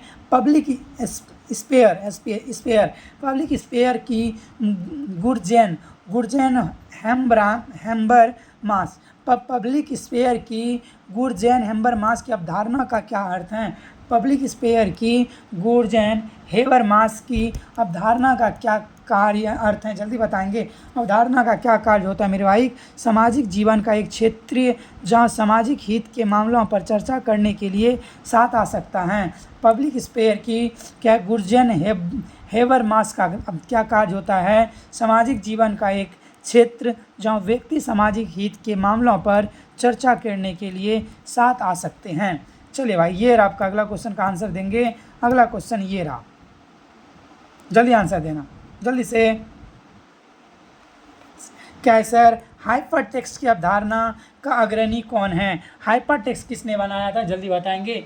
हाइपर टेक्स्ट की अवधारणा का अग्रणी कौन है? जल्दी बता दो भाई, जल्दी से आंसर देना। हाइपर टेक्स्ट की अवधारणा का अग्रणी कौन है? जल्दी से बता दो। हाइपर टेक्स्ट की अवधारणा का किसने दिया था? जल्दी से बताना। हाइपर टेक्स्ट की अवधारणा किसने दिया था मेरे भाई? जल्दी से बता दो। क्या है? डेड नेल्सन ने दिया था। हाइपर टेक्स्ट किसने दिया है? डेड नेल्सन ने दिया है। किसने दिया है? डेड नेल्सन ने दिया है। 44 का सी होता है मेरे भाई, 44 का सी, डेड नेल्सन। ठीक है, हाइपर टेक्स्ट किसने दिया है? डेड नेल्सन ने दिया है। किसने दिया है? डेड नेल्सन ने दिया है। जल्दी बताएंगे किसने दिया? डेड नेल्सन ने दिया। ये आपका अगला क्वेश्चन। विनेत्वर क्या है? विन्नेवर ब्रूस ने के 1945 के लेख क्या है? देखो, विन्नेवर ब्रूस ने 1945 में क्या लिखा है? विन्नेवर ब्रूस ने 1945 में क्या लिखा है मेरा? 45 नंबर क्वेश्चन में 45। विन्नेवर ब्रूस ने 19 जल्दी बता दो। विन्नेवर ब्रूस ने 1945 के लेखक एज वी मे थिंक क्या लिखा था? विन्नेवर ब्रूस के 1945 के लेख एज वी मे थिंक में प्रस्ताव काल्पनिक क्या है भाई? काल्पनिक हाइपर टेक्स्ट डिजाइन का नाम क्या था? बता दो। एज वी मे थिंक किसका लेख है सर? विन्नेवर ब्रूस ने कब लिखा था? 1945 में। प्रस्तावित काल्पनिक क्या है? हाइपर टेक्स्ट डिवाइस का नाम क्या था? डिवाइस का नाम बताना मेरे भाई। डिवाइस का नाम क्या था? मेमेक्स था। क्या था? मेमेक्स था। क्या था? मेमेक्स था। एक क्या बोले थे भाई? इसका आंसर क्या बोल रहे थे? ये हाँ, 44 का आंसर क्या बोले थे? उसने क्या बोला? सी। लेकिन यहाँ बुक ने भाई सी दिया हुआ है। ठीक है, रुक्मणी का आंसर में सी है, देख लेना। ठीक है, रुक्मणी का आंसर में भाई सी है। ओके, गुरु कंप्यूटर के रिलेटेड में भी आई है। ओके, हाँ जी। ये कोई भाई थे, उसका कोई और आंसर दिया था। क्या आंसर दिया था पता नहीं चला, लेकिन ये आंसर दिया है सर 44 का। ये रुक्मणी का बुक ने आपका 44 का सी आंसर दिया है। क्या है? टेड नेक्सन दिया है सर। ठीक है, 44 का आंसर सी दिया है, टेड नेक्सन दिया, टेड नेल्सन दिया। ठीक है, आगे चलें। ये रहा सर आपका अगला क्वेश्चन।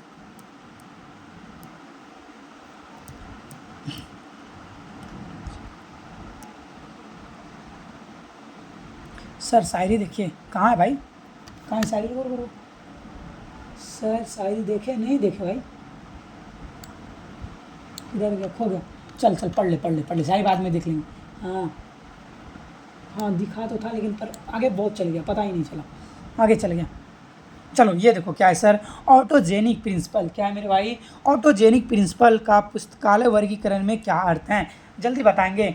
ऑटोजेनिक प्रिंसिपल का पुस्तकालय वर्गीकरण में क्या अर्थ है? जल्दी बता दो। ऑटोजेनिक प्रिंसिपल का पुस्तकालय वर्गीकरण में क्या अर्थ है? जल्दी बताना। ऑटोजेनिक पुस्तक का सर आंसर के साथ नोट भी बताइए। अच्छा बता देंगे, रुक जा, अभी पहले एक बार कर लेते हैं, उसके बाद कुछ बच्चे बोले थे कि नोट सर बाद में, उसके लिए अलग सेक्शन रखेंगे, ठीक है। अभी सिर्फ इसका ऑब्जेक्टिव बनाते हैं, नोट वाला अलग सेक्शन करेंगे, ठीक है।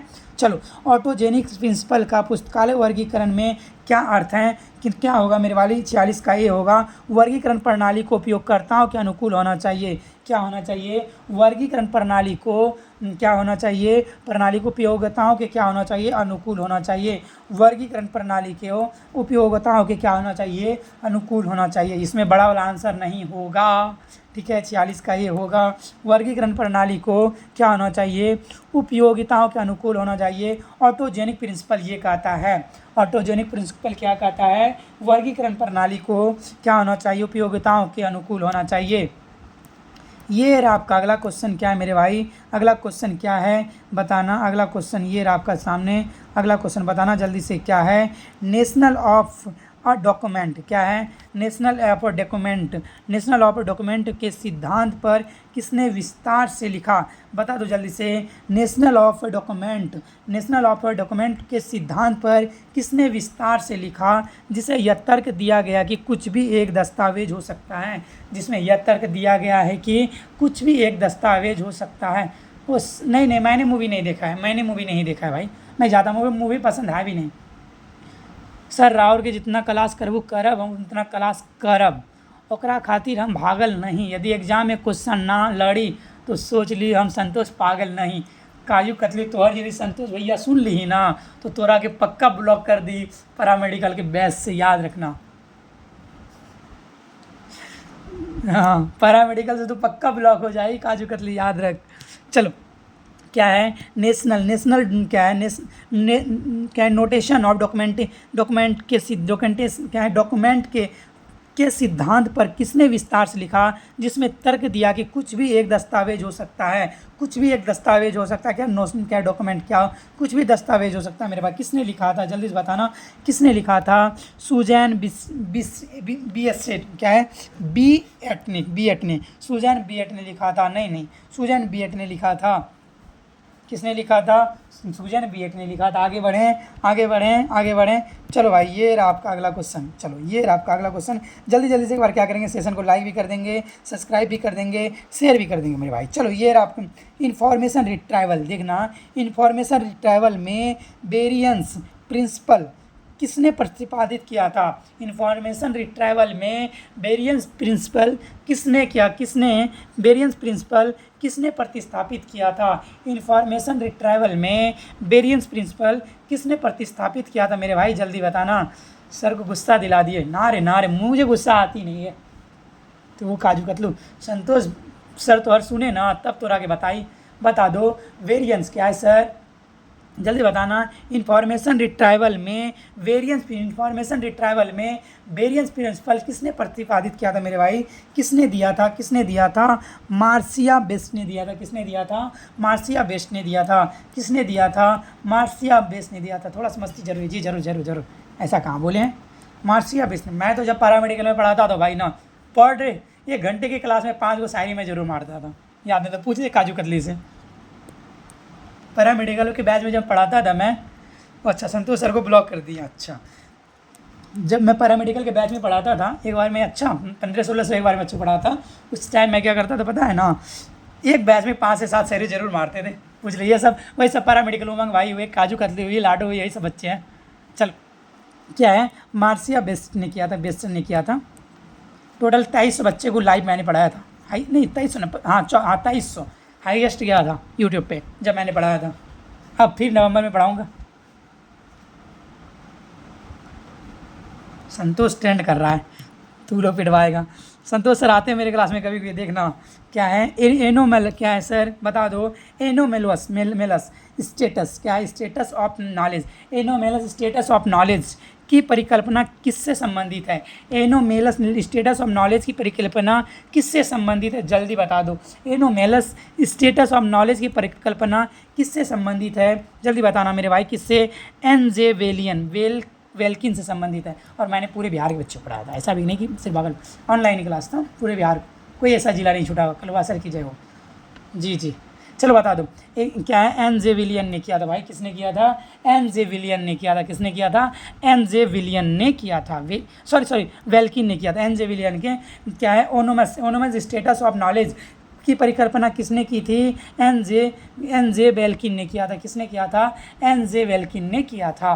चलो आगे चले, चलो भाई आगे चलते हैं। ये रहा सर आपका अगला क्वेश्चन, क्या है, पॉलिटिकल रोल ऑफ क्या है पब्लिक लाइब्रेरी, बताओगे जल्दी से, political role of public library पर किसने जोर दिया, जल्दी से बताना, political role of public library पर किसने जोर दिया, यह तर्क देते हुए कि वे तटस्थ नहीं हैं, किसने जोर दिया था मेरे भाई, जल्दी से आंसर देना, किसने जोर दिया था, किसने जोर दिया था मेरे भाई के उपर्युक्त सभी, किसने, जॉन क्या है बुश्मैन ने भी दिया था, कैथलीन डी ला पेन मैक्क्यूक ने दिया था, सैनफोर्ड्स बर्मन ने दिया था, उपर्युक्त सभी यानी तीनों ने मिलकर दिया था मेरे भाई। चलो क्लास में रास नहीं आई थी, अच्छा चलो 49 कभी 50 हो गया सर, आगे चलते हैं। देखो confidentiality of library, confidentiality of library records, confidentiality of library records एक का मुख्य सिद्धांत क्या, मुख्य नैतिक सिद्धांत क्यों है, मुख्य नैतिक सिद्धांत क्यों है, जल्दी बताओगे, कॉन्फिडेंशियलिटी ऑफ लाइब्रेरी रिकॉर्ड्स का मुख्य नैतिक सिद्धांत क्यों है, जल्दी बताओगे सर, मुख्य नैतिक सिद्धांत क्यों है, क्योंकि यह बौद्धिक स्वतंत्रता की रक्षा करता है, क्या करता है मेरे भाई, क्योंकि यह बौद्धिक, ओके CDP क्लास में नहीं गई थी, अच्छा क्या करती है, बौद्धिक स्वतंत्रता की रक्षा करती हैं, जिससे उपयोगकर्ता प्रतिशोध या जांच के डर के बिना जानकारी तलाश कर सकते हैं, जांच क्या करती हैं, बौद्धिक क्या स्वतंत्रता की रक्षा करता है, जिससे उपयोगकर्ता प्रतिशोध या जांच के डर के बिना जानकारी तलाश कर सकते हैं। ये रहा डिजिटल, ये रहा अगला क्वेश्चन, क्या है सर, डिजिटल रेमिटेंस क्या है, डिजिटल रेमिटेंस क्या है, जल्दी बताना, मैं मधुबनी से हूँ, अच्छा मैं पढ़ा था सिवान, आरा, खगड़िया, मधेपुरा, जितना भी है, पटना, छपरा, बहुत मुझे भी याद नहीं है उतना, ये सबसे पूछ लो कहाँ कहाँ से होगी, सब भगवान जाने। चलो बता दो जल्दी से, डिजिटल रेमिनेंस क्या है, जल्दी से बताना भाई, जल्दी से, अरवल भी कोई वहाँ की भी स्टूडेंट थी, अरवल कोई डिस्ट्रिक्ट है वहाँ की, बता दो क्या है, डिजिटल रेमिटेंस क्या है, जल्दी बताना सर। डिजिटल रेमिटेंस होता है, क्या होता है, मोबाइल उपकरणों या इंटरनेट के माध्यम से इलेक्ट्रॉनिक रूप से पैसे भेजना, हम लोग जो UPI से पैसे भेजते हैं उसे क्या बोलते हैं, डिजिटल रेमिनेंस बोलते हैं, हम लोग जो UPI रूप से जो पैसे किसी को भेजते हैं उसे हम लोग क्या बोलते हैं, डिजिटल रेमिनेंस भेजते हैं, डिजिटल रेमिनेंस भेजते हैं, हम लोग जो किसी को पैसे भेजते हैं उसे क्या कहते हैं, डिजिटल रेमिनेंस बोलते हैं। सर राउर अपना थोपड़ा नायके दिखावत काहे सर जी, काला बारे, हाँ लाइटिंग ना के बारे, इसीलिए अपन थोपड़ा ना दिखाई। मोबाइल से हम लोग जो पैसे भेजते हैं उसे क्या बोलते हैं, हम लोग डिजिटल रेमिनेंस बोलते हैं, किसी इंटरनेट के माध्यम से या बैंकिंग के माध्यम से या UPI के माध्यम से किसी को पैसे भेजते हैं उसे क्या बोलते हैं मेरे भाई, डिजिटल रेमिनेंस भेजते हैं। दिखाएंगे, रुक जा दिखाएंगे। सिटीजन साइंस क्या है, सिटीजन साइंस क्या है, जल्दी बताना मेरे भाई, सिटीजन साइंस क्या है, जल्दी बताना, सिटीजन साइंस क्या है, जल्दी से आंसर देना मेरे भाई, सिटीजन साइंस क्या होता है, वैज्ञानिक, भाई रुक जा, अपने आप क्यों जुम हो जाते हो, सिटीजन साइंस क्या होता है मेरे भाई, हाँ सिटीजन साइंस क्या होता है, जल्दी से बताना, सिटीजन साइंस होता है वैज्ञानिक अनुसंधान में जनता के सदस्यों की भागीदारी, सिटीजन साइंस का क्या अर्थ होता है, वैज्ञानिक अनुसंधान में जनता के सदस्यों की भागीदारी को क्या बोलते हैं, सिटीजन अनुसंधान बोलते हैं, क्या बोलते हैं, सिटीजन अनुसंधान बोलते हैं। कलवा सर को क्यों गुस्सा दिला रहे हो, नम्रता सिंह पिटोगे, कलवा सर मैं मुजफ्फरपुर से, अच्छा बता दो, वैज्ञानिक अनुसंधान में जनता के सदस्यों की भागीदारी को क्या बोलते हैं, सिटीजन क्या, या सिटीजन साइंस बोलते हैं, क्या बोलते हैं, सिटीजन साइंस बोलते हैं, क्या बोलते हैं, सिटीजन साइंस बोलते हैं। ये रहा सर आपका अगला क्वेश्चन, ये रहा अगला क्वेश्चन, क्या है, क्रिएटिव कॉमन्स लाइसेंस में NC का क्या अर्थ है, बता दो जल्दी से, क्रिएटिव कॉमन्स लाइसेंस में NC का क्या अर्थ है, जल्दी से बताना, क्रिएटिव कॉमन्स लाइसेंस में क्या भाई NC का क्या अर्थ है, जल्दी से आंसर देना। नॉन कॉमर्शियल, NC का क्या अर्थ होता है, नॉन कॉमर्शियल, NC का क्या काम होता है, नॉन कॉमर्शियल, बता दो जल्दी से, नॉन कॉमर्शियल, जो समझते हैं अपने आप को आलिया उसे मिलता है मेरे जैसा कालिया। भाई साहब चलो भाई, चलो क्या है क्रिएटिव कॉमन्स, क्या है सर लाइसेंस में एनसी का अर्थ क्या होता है? नॉन कॉमर्शियल होता है, क्या होता है? नॉन कॉमर्शियल होता है, क्या होता है? नॉन कॉमर्शियल होता है। आगे चलें, एक बार फटाफट से आप सभी क्या कर देंगे, चैनल को लाइक भी कर देंगे, सब्सक्राइब भी कर देंगे, और मेरे भाई क्या करेंगे, जल्दी से शेयर भी कर देंगे। और जिसको व्हाट्सएप ग्रुप का PDF चाहिए वो क्या करेंगे, ये मनीष सर आप प्राइम मिनिस्टर हैं क्या? नहीं जी, मैं प्राइम मिनिस्टर होता ना तो मैं आप लोगों के सामने थोड़ी था, तब तो मैं लंबा भी भाषण देता। चलो बता दो क्या है फ्यूचर ऑफ लाइब्रेरी, क्या है सर? फ्यूचर ऑफ लाइब्रेरी का पहला किस संगठन द्वारा शुरू की गई थी? बता दो, फ्यूचर ऑफ लाइब्रेरी पहल किस संगठन द्वारा शुरू किया गया था? जल्दी बता दो सर, कमेंट पे ध्यान मत दीजिए जी, ठीक है। बता दो फ्यूचर ऑफ लाइब्रेरी पहल किस संगठन द्वारा शुरू की गई थी? आंसर देंगे। फ्यूचर ऑफ लाइब्रेरी किस संगठन द्वारा शुरू की गई थी मेरे भाई? किस संगठन द्वारा? अमेरिकन लाइब्रेरी एसोसिएशन के द्वारा शुरू की गई थी। Okay, future of library American library association के द्वारा शुरू की गई थी। Future library American library association के द्वारा शुरू की गई थी। Future library American library association के द्वारा शुरू की गई थी। फ्यूचर लाइब्रेरी किसके द्वारा शुरू की गई थी? Future library American library association के द्वारा शुरू की गई थी। यदि आपको सेशन अच्छा लग रहा है तो लाइक करेंगे, कमेंट करेंगे, सब्सक्राइब भी करेंगे, और क्या करेंगे मेरे भाई, ये रहा तो, और व्हाट्सअप ग्रुप का लिंक नीचे दिया हुआ है, ऐड हो जाएंगे, या तो मैसेज कर देंगे, मैं ऐड कर दूंगा, ठीक है। इंटरनेट गवर्नेंस, क्या है इंटरनेट गवर्नेंस फोरम? क्या है इंटरनेट गवर्नेंस फोरम? क्या है? विशाल भाई जिंदाबाद। इंटरनेट गवर्नेंस फोरम क्या है, जल्दी बताना। इंटरनेट गवर्नेंस फोरम क्या है, जल्दी बताना। इंटरनेट गवर्नेंस फोरम क्या है, जल्दी बताना। इंटरनेट गवर्नेंस, ओके, जल्दी बताना। इंटरनेट गवर्नेंस फोरम क्या है, जल्दी बताना मेरे भाई, क्या होगा? इंटरनेट से संबंधित सार्वजनिक नीति से मुद्दों पर चर्चा करने के लिए हितधारक मंच। इंटरनेट गवर्नेंस फोरम का मतलब क्या होता है? इंटरनेट से संबंधित सार्वजनिक नीति से के मुद्दों पर चर्चा करने के लिए एक बहुहितकारक मंच बनाना। एक क्या बनाना? बहुहितकारक मंच बनाना, उसे क्या बोलते हैं? इंटरनेट गवर्नेंस फोरम बोलते हैं। यानी इंटरनेट से संबंधित सार्वजनिक नीति के मुद्दों पर चर्चा करने के लिए एक बहुहितकारक मंच बनाना, उसे क्या बोलते हैं हम लोग? क्या बोलते हैं? इंटरनेट गवर्नेंस फोरम बोलते हैं। चलो, मनीष सर तो क्यों नहीं मेरे रिप्लाई दे रहे हैं ना, प्राइम मिनिस्टर हैं शायद, बिजी। ओके जी, चलो भाई, ये रहा सर आपका अगला क्वेश्चन का आंसर देंगे। विकी डाटा क्या है, जल्दी बताना मेरे भाई। विकी डाटा क्या है, जल्दी बताना। विकी डाटा, पीयू तुम ना एक चिट्ठी लिख के भेज देना व्हाट्सएप पे, मैं उसका जवाब दे दूँगा, ठीक है। चल, विकी डाटा क्या है, जल्दी बताओ भाई। विकी डाटा, मैंने विकीपीडिया सुना था लेकिन विकी डाटा पहली बार सुन रहा हूँ। जल्दी, सर गुस्सा दिलाया जा रहा है, बता दो जल्दी से, विकी डाटा क्या है भाई? विकी डाटा क्या होता है? जल्दी से आंसर देना, कोई भी लेट नहीं करेगा। चलो भाई जल्दी से देना आंसर, विकी डाटा क्या है, जल्दी से आंसर देगा। विकी डाटा क्या है, जल्दी से आंसर देगा मेरे भाई। विकी डाटा क्या है? ओके, चलो, विकी डाटा क्या है, जल्दी से आंसर देगा, कोई भी लेट नहीं करेगा। ओके, चलो भाई जल्दी से बताना, विकी डाटा क्या है?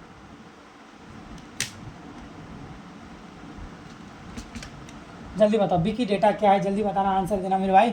चलो एक मिनट रुक जाओ थोड़ा सा, हाँ जल्दी बताना, विकी डाटा क्या है, जल्दी बताना। विकी डाटा क्या है, जल्दी आंसर देना। विकी डाटा क्या है भाई? विकी डाटा क्या होता है, जल्दी बताना। विकी डाटा क्या होता है?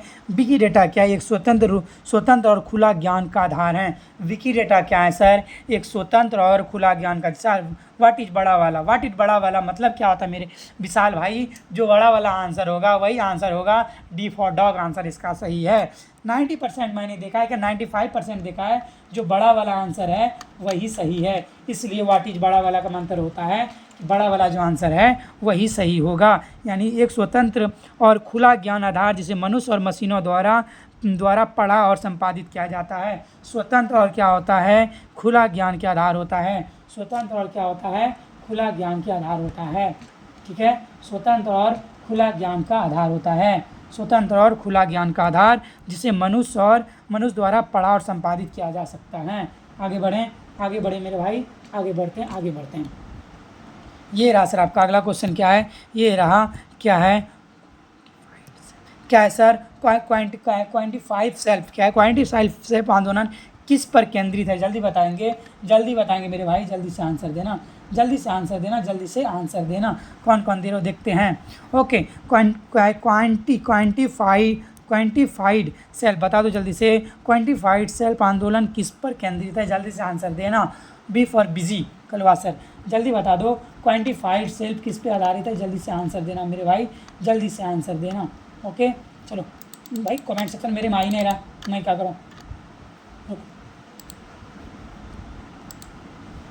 जल्दी बताना क्वांटिफाइड सेल्फ क्या है सर, क्वांटिफाइड सेल्फ आंदोलन किस पर केंद्रित है, जल्दी से आंसर देना। क्वांटिफाइड सेल्फ आंदोलन किस पर केंद्रित है मेरे वाले, सब बड़ा वाला आंसर, बी फॉर बड़ा वाला। प्रौद्योगिकी का उपयोग करके अपने जीवन के विभिन्न पहलुओं के बारे में डेटा एकत्र करने और उसका विश्लेषण करना क्या कहलाता है, क्वांटिफाइड सेल्फ कहलाता है। क्या कहलाता है, क्वांटिफाइड सेल्फ कहलाता है। प्रौद्योगिकियों का उपयोग करके अपने जीवन के विभिन्न पहलुओं के बारे में डेटा एकत्र करने और उसका विश्लेषण करना क्या कहलाता है, क्वांटिफाइड सेल्फ कहलाता है। हाँ, सबसे अनुरोध है सर को कलवा सर, कोई नहीं बोलेगा, चलो अच्छी बात है भाई, कोई तो मेरा सपोर्ट कर रहा है, चल थैंक यू विशाल भाई। चलो डिजिटल ह्यूमैनिटीज़ कैसा, डिजिटल ह्यूमैनिटीज़ में टेक्स्ट माइनिंग का क्या अर्थ है, डिजिटल ह्यूमैनिटीज़ में टेक्स्ट माइनिंग का क्या अर्थ होता है, जल्दी बताना मेरे भाई। डिजिटल ह्यूमैनिटीज़ में टेक्स्ट माइनिंग का क्या अर्थ होता है, जल्दी बताना। ओके, डिजिटल ह्यूमैनिटीज़ में टेक्स्ट माइनिंग का क्या अर्थ होता है, जल्दी बताना। डिजिटल ह्यूमैनिटीज़ में टेक्स्ट माइनिंग का क्या अर्थ होता है, जल्दी मुझे बताना। डिजिटल ह्यूमैनिटीज़ में टेक्स्ट माइनिंग का क्या अर्थ होता है, जल्दी मुझे बताना, देखते हैं कौन कौन बता रहे हो। ठीक है, डिजिटल ह्यूमैनिटीज़ में टेक्स्ट माइनिंग का क्या अर्थ है, जल्दी मुझे बताना। डिजिटल ह्यूमैनिटीज़ में टेक्स्ट माइनिंग का क्या कार्य होता है, जल्दी मुझे बताना मेरे भाई, क्या कार्य होता है। ए फॉर एप्पल यानी क्या होगा, ए फॉर एप्पल, ये वाला बड़ा वाला आंसर। बड़े पाठ संग्रहों के पैटर्न और जानकारी निकालने के लिए कंप्यूटेशनल तकनीकों का उपयोग करना, यानी बड़े बड़े सामग्री यानी कि बड़े बड़े खोज करने के लिए कंप्यूटेशन मतलब क्या आता है, कंप्यूटर का उपयोग करना जानकारी खोजने के लिए, उसे क्या डिजिटल क्या ह्यूमैनिटीज़ बोलते हैं, क्या बोलते हैं, डिजिटल ह्यूमैनिटीज़ टेक्स्ट माइनिंग बोलते हैं, उसे क्या बोलते हैं, डिजिटल ह्यूमैनिटीज़ टेक्स्ट माइनिंग बोलते हैं। एग्जाम में भी बड़ा वाला ऑप्शन आना है, यदि क्वेश्चन यदि नहीं जानोगे तब लास्ट में क्या करना, हम लोग को बड़ा वाला मार देना है, ऑप्शन समझ में ना आएगा तब, ऐसे नहीं। अभी बहुत एग्जाम में टाइम है, टेंशन ना लो, तब तक में हम लोग बहुत अच्छे तैयारी कर लेंगे। चलो, इन्फॉर्मेशन का विजुअलाइजेशन बता दो जल्दी से। इन्फॉर्मेशन विजुअलाइजेशन का लक्ष्य क्या है, इन्फॉर्मेशन विजुअलाइजेशन का लक्ष्य क्या होता है भाई। Nikita Chaudhary, good afternoon sir जी भाई। चलो देखो एक बहुत दिन के बाद आई हैं भाई साहब। इन्फॉर्मेशन विजुअलाइजेशन का लक्ष्य क्या है, जल्दी से आंसर देना। इन्फॉर्मेशन विजुअलाइजेशन का अर्थ क्या होता है, जल्दी से आंसर देना मेरे भाई, जल्दी से आंसर देना। क्या होगा 61 का क्या होगा, बी फॉर बड़ा वाला आंसर क्या होता है, डेटा को एक दृश्य प्रारूप में प्रस्तुत करना ताकि पैटर्न और संबंधों को समझाया आसान हो सके। क्या होता है, डेटा को एक दृश्य प्रारूप में प्रस्तुत करना ताकि पैटर्न और संबंधों को समझाना और आसान हो सके। आगे बढ़ें मेरे भाई, आगे बढ़ते हैं। सब बात कम करोगे, पढ़ाई पे ध्यान देंगे। चलो, ये रहा सर आपका अगला क्वेश्चन क्या है, टेक्सटाइल ग्राफिक्स क्या है भाई। टेक्सटाइल ग्राफिक्स किसके लिए डिजाइन किए गए हैं, जल्दी बताना। टेक्सटाइल ग्राफिक्स किसके लिए डिजाइन किए गए हैं। सर आप बहुत बिजी हैं, हम लोग को भूल गए। साइंस क्लास कर सर, आपका नाम बता दीजिए। मेरा नाम है MANISH मनीष, CHOUDHARY चौधरी। चलो जल्दी बता दो सर, टेक्सटाइल ग्राफिक्स में किसके लिए डिज़ाइन किया गया भाई। टेक्सटाइल ग्राफिक्स किसके लिए डिज़ाइन किया गया है, क्या किसके लिए, दृष्टिवैधता व्यक्ति के लिए सर, जिसे दिखाई नहीं दिया जाता है उसके लिए टेक्सटाइल ग्राफिक्स डिज़ाइन किया जाता है। उसके लिए क्या किया जाता है, टेक्सटाइल ग्राफिक्स डिज़ाइन किया जाता है मेरे भाई। उसके लिए क्या किया जाता है, टेक्सटाइल ग्राफिक्स डिज़ाइन किया जाता है। उसके लिए क्या किया जाता है, टेक्सटाइल ग्राफिक्स डिज़ाइन किया जाता है। आगे बढ़ें, चलो भाई चलो जल्दी से बताना। उसके लिए क्या किया जाता है, टेक्सटाइल ग्राफिक्स डिज़ाइन किया जाता है। उसके लिए क्या किया जाता है, ओके, टेक्सटाइल ग्राफिक्स डिज़ाइन किया जाता है। ये रहा सर आपका अगला क्वेश्चन क्या है भाई, ये रहा क्या है, प्रेडिक्टिव माइनिंग क्या है, प्रेडिक्टिव मॉडलिंग में क्या शामिल है, जल्दी बता दो। प्रेडिक्टिव मॉडलिंग में क्या शामिल है? गुरुजी अपना मुंह क्यों नहीं दिखाते हैं? दिखाएंगे, रुक जा। थोड़ी सी मैं ना, मेरा ऊपर जो रूम था वो मैंने अपना फ्लैट चेंज किया है ना, तो यहाँ सारा सेटअप नहीं है, इस कारण से मैं नहीं दिखा रहा। मैं तो करूँगा, रुक जा। और मेरी CPU इंस्टॉल नहीं हुई अभी तक, मैंने दिया है दुकानदार ने करके नहीं दिया मेरा CPU। अभी जो CPU से काम कर रहा हूँ ना, वो बहुत कम प्रोसेसर वाला है, ठीक है, डुअल कोर है, बिना OBS का चला रहा हूँ, इसीलिए से फेस नहीं अभी रिवील कर सकता, उस पर लोड ही नहीं लगा। जैसे करूँगा तैसे, जैसे कि सर पहले निकिता चौधरी फिर मनीष चौधरी, हे पीट जाएगी तो निकिता, पीट जाएगी किसी दिन मेरे से। चल बता दो जल्दी से बताना सर क्या है सर, जल्दी से बताना क्या होगा, आंसर बताना, जल्दी से बताना आंसर क्या होगा। 63 पे आ गए हैं, क्या है सर? प्रोडक्टिव मॉडलिंग क्या है? प्रोडक्टिव मॉडलिंग होता है भविष्य के लिए परिणामों की भविष्यवाणी करने के लिए सांख्यिकी मॉडल और डेटा उपयोग करना। भविष्य के परिणामों की भविष्यवाणी करने के लिए सांख्यिकी मॉडल और डेटा उपयोग करना क्या कराता है? प्रेडिक्टिव मॉडलिंग कराता है। क्या कहलाता है? प्रेडिक्टिव मॉडलिंग कराता है। क्या कहलाता है? प्रेडिक्टिव मॉडलिंग कराता है। मैं कैसे बात करूँगी भाई साहब, तू न्यू हो। चलो जल्दी बता दो भाई। ये रहा सर आपका अगला क्वेश्चन, तू आंसर दे। एक कंप्यूटिंग इग कंप्यूटिंग क्या है? बता दो जल्दी से, इग कंप्यूटिंग क्या होता है? ओके, मुंह दिखा दीजिए, दिखा देंगे। ऐसे आपका यूट्यूब पे मेरा बहुत सारा वीडियो डाला हुआ है, जाके देख लेना रील्स पे। जल्दी बता दो, एज कंप्यूटिंग क्या होता है? जल्दी बताना, एज कंप्यूटिंग क्या होता है? एज कंप्यूटिंग एक क्या है? वितरित कंप्यूटिंग परिमाण हैं जो कम्युनिकेशन और डेटा स्टोरेज को उन स्थानों के करीब लाता है जहां उनकी आवश्यकता होती है। जल्दी बताना, देखो 1 मिनट, हाँ चार्ज है। बता दो दोस्तों क्या है? एक वितरित कंप्यूटिंग परिमाण जो कम्युनिकेशन और डेटा स्टोरेज को उन स्थानों के करीब लाता है जहां उनकी आवश्यकता होती है। यानी मतलब एक एज कंप्यूटिंग का क्या अर्थ होता है मेरे भाई? एक वितरित कंप्यूटिंग परिदत्मा को कम्युनिकेशन और डेटा स्टोरेज को उन स्थानों के करीब लाता है जहां उसकी आवश्यकता होती है। तो इसका क्या होगा? बी फॉर बॉल होगा। नहीं सर अभी देखना, अभी कोई बात नहीं है, तो तू क्लास छोड़ के देख ले जाके रील्स। GDPR क्या है सर? GDP जनरल डेटा क्या? Protection regulation. बता दो जल्दी से, जल्दी से। GDPR किस क्षेत्र का डेटा संरक्षण और गोपनीयता कानून है? जल्दी बता दो भाई, GDPR किस क्षेत्र का डेटा संरक्षण और गोपनीयता है? अच्छा, किसी को चौधरी जी का फेस देखना है, हम दिखा देंगे, मेरे पास है। अच्छा जाओ उसके पास। चलो बता दो जल्दी से, जल्दी बताना। GDPR किस क्षेत्र का डेटा संरक्षण और गोपनीयता कानून है? बताना मेरे भाई, किस क्षेत्र का है? किस क्षेत्र का है? यूरोपीय संघ का है। किस क्षेत्र का है? यूरोपीय संघ का है। किसका है? यूरोपीय संघ का है। किसका है? यूरोपीय। GDPR किस यानी यूरोपीय संघ का संरक्षण और गोपनीयता कानून है। यूरोपीय संघ का संरक्षण और गोपनीयता कानून है। चलो भाई आगे चलते हैं। आगे डिजिटल इंक्लूजन, भाई बता दो डिजिटल इंक्लूजन के 3 पैर क्या हैं? बता दो डिजिटल इंक्लूजन के 3 पैर होते हैं, वे कौन कौन से होते हैं? जल्दी बताना। डिजिटल इंक्लूजन के 3 पैर होते हैं, वे कौन कौन से 3 पैर हैं? जल्दी से मुझे आंसर देंगे। डिजिटल इंक्लूजन के 3 पैर होते हैं, वो 3 पैर कौन कौन से? जल्दी से देंगे। पहुँच है, डिजिटल साक्षरता कौशल है और विकास है। पहुँच है, डिजिटल साक्षरता कौशल है और क्या है? विकास है। B for ball. पहुँच है, डिजिटल साक्षरता विकास है और क्या? कौशल है। डिजिटल साक्षरता कौशल है और क्या मेरे भाई? विकास है।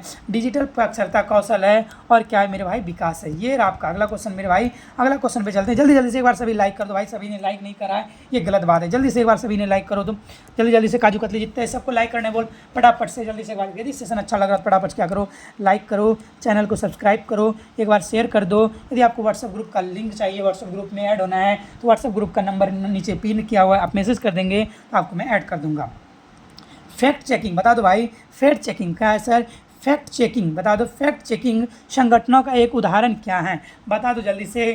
फैक्ट चेकिंग संगठनों का एक उदाहरण क्या है? जल्दी बताना। फैक्ट चेकिंग संगठन, श्रीकांत सर सुनिए ना, है सर बता बोलिए जल्दी से बताइए, जल्दी बताइए। फैक्ट चेकिंग संगठनों का एक उदाहरण क्या है? जल्दी से आंसर देंगे। स्नोप्स हैं। क्या? स्नोप्स हैं। क्या है? फैक्ट चेकिंग संगठनों का एक उदाहरण क्या होता है? स्नोप्स होता है। फैक्ट चेकिंग काजू कतली नाम है, काजू का उसका काजू नाम है, काजू। फैक्ट चेकिंग संगठनों का उदाहरण क्या है भाई? स्नैप्स हैं। फैक्ट चेक इन संगठनों का एक उदाहरण है, क्या है? विकिपीडिया, गूगल नहीं है, फेसबुक नहीं, क्या है? स्नप्स हैं। आगे चलें मेरे भाई, आगे चलें। ये रहा आपका अगला क्वेश्चन। भाई देख लो क्या है, एक मिनट हो, हाँ, मिस फॉर्मेशन क्या है? Misinformation and formation, misinformation disinformation और मेल क्या है सर? मेलिनी फॉर्मेशन में क्या अंतर है? भाई देख लो, मिस फॉर्मेशन और डिस क्या है? डिसमिस फॉर्मेशन और क्या मिलिनिस फॉर्मेशन में क्या अंतर है? इन तीनों में अंतर क्या होता है भाई? बता दो। मैंने क्या बोला है? सबसे बड़ा वाला जो आंसर होगा वो सही होगा। क्या है? मिस इन्फॉर्मेशन गलत जानकारी है। मिस इन्फॉर्मेशन क्या होता है? गलत जानकारी होता है जिससे अनजाने में समझा जाता है। क्या होता है? जिससे अनजाने में समझाया जाता है, जिसे हम लोग नहीं जानते हैं। और डिसफॉर्मेशन क्या? जानबूझकर धोखा देने के लिए बनाई गई है, यानी कि जानबूझकर जो हम लोग धोखा देते हैं, गलत जानकारी देते हैं, उसे हम लोग क्या कहते हैं? डिसफॉर्मेशन बोलते हैं। ठीक है। और जो क्या है? माइल्ड इन्फॉर्मेशन क्या बोलते हैं? माइल्ड इन्फॉर्मेशन वो होता है जो सच्ची जानकारी देते हैं, उसे हम लोग क्या बोलते हैं? माइल्ड इन्फॉर्मेशन बोलते हैं। क्या बोलते हैं? माइल्ड इन्फॉर्मेशन बोलते हैं। आप लोग क्या करेंगे? इस पर मैसेज कर देंगे तो मैं क्या करूँगा? आपको ग्रुप में ऐड कर दूंगा। और क्या करेंगे? चैनल को सब्सक्राइब पर भी कर देंगे और लाइक भी कर देंगे। चलो भाई, ये आपका अगला क्वेश्चन क्या है? क्या स्मार्ट सिटी की अवधारणा में पुस्तकालय क्या भूमिका निभाते हैं? स्मार्ट सिटी की अवधारणा में पुस्तकालय क्या भूमिका निभाते हैं? भाई जल्दी बता दो। स्मार्ट सिटी की अवधारणा, ऐसा इतना क्वेश्चन कौन पढ़ा है सर? बड़ा वाला भाई बड़ा वाला आंसर मार देना, पढ़ना ही नहीं है। ठीक है, चलो भाई जल्दी बता दो। स्मार्ट सिटी, जैसे भागलपुर हमारा स्मार्ट सिटी का नहीं कोई पर है नहीं, ये बता दो। स्मार्ट सिटी की अवधारणा में पुस्तकालय क्या भूमिका निभाते हैं? जल्दी जल्दी से बताना। स्मार्ट सिटी की अवधारणा में पुस्तकालय क्या भूमिका निभाती है? भाई जल्दी बताना, पुस्तकालय क्या भूमिका निभाती है? मैंने क्या बोला है? बड़ा वाला आंसर होगा। डिजिटल साक्षरता प्रशिक्षण प्रदान करता है। पुस्तकालय क्या भूमिका निभाता है? डिजिटल साक्षरता प्रदान करता है। प्रौद्योगिकी तक सूचना प्रदान करता है। प्रौद्योगिकी तक क्या करता है सर? सूचना पहुँच प्रदान करता है, यानी सूचना पहुंचाता है। और नागरिक जुड़ाव के लिए केंद्र के रूप में कार्य करता है। और क्या करता है? नागरिक को जोड़ने के लिए केंद्र के रूप में कार्य करता है। नागरिक को जोड़ने के लिए, भाई तुषार भाई भी आ गए, चलो। इसका करता है, केंद्र का काम करता है। तो क्या होगा? ए फॉर एप्पल होगा। चलो भाई 70 नंबर पे हम लोग आ गए हैं। चैट जीपीटी, भाई लो सब ने, आप लोग ने चैट जीपीटी सब यूज कर रहे होगे धरा पर। ठीक है, चैट जीपीटी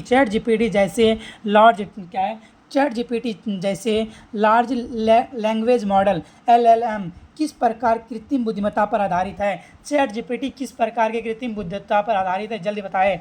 सर आप बहुत बुरे हैं। हाँ, अब बुरा होंगे ना, एग्ज़ाम निकल गया, अब बुरे होंगे ना, क्या करोगे? काम निकलने के बाद सब बुरे बन जाते हैं। मैं भी बुरे हो गए, क्या करोगे? भूलते गए क्यों? बुरे भी बना दो। चैट जीपीटी जैसे large language model, chat GPT large language model किस कृत्रिम बुद्धिमत्ता पर आधारित है? जल्दी बताना। Chat GPT large language model किस कृत्रिम बुद्धिमत्ता पर आधारित है? मेरे भाई जेनरेटिव AI पर आधारित है। किस पे है? जेनरेटिव AI पे आधारित है। किस पे है? Chat GPT large language model किस पे आधारित है? जेनरेटिव क्या है? जेनरेटिव AI पर आधारित है।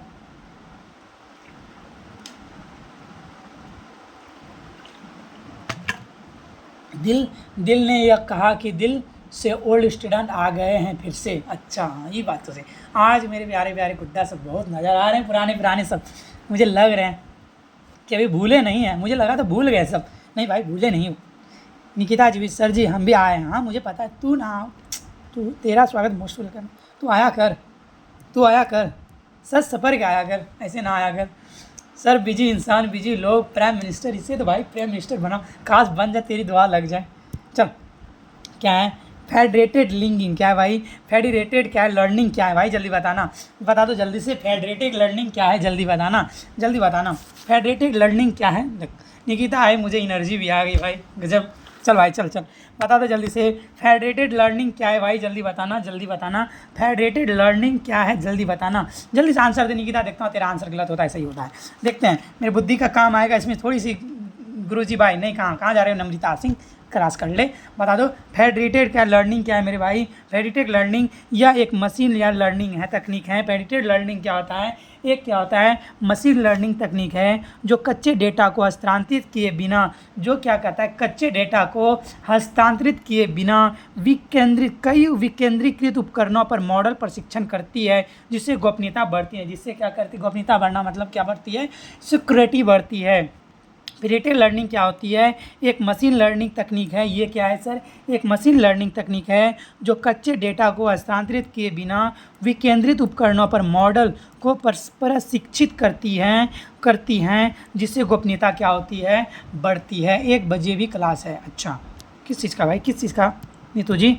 चलो जीरो शॉट लिंक क्या है, लर्निंग। जीरो शॉट लर्निंग क्या है भाई, लर्निंग मशीन लिंक में क्या है, जल्दी बताना। जीरो शॉट क्या है, लर्निंग मशीन लर्निंग में क्या है, जल्दी बताना। Zero shot learning machine learning में क्या है मेरे भाई, एक मॉडल की क्षमता जो उन उदाहरणों को वर्गीकृत करती हैं जिन्हें उन्हें प्रशिक्षण देने दौरान कभी नहीं देखा, जिन्हें प्रशिक्षण और दूसरे सर अच्छा हो। अच्छा चलो जल्दी जल्दी ले चलते हैं, जल्दी जल्दी। क्या है सर, एक मॉडल की क्षमता जो उन उदाहरणों को वर्गीकृत करती हैं जिन्हें प्रशिक्षण के दौरान कभी नहीं देखा। ठीक है, जीरो शॉट लर्निंग का मतलब क्या होता है, उन मॉडल की क्षमता जो उन उदाहरणों को वर्गीकृत करती है जिन्हें उसने कभी प्रशिक्षण में के दौरान नहीं देखा। चलो ये answer is the right answer. आगे चलते हैं मेरे भाई, आगे चलते हैं।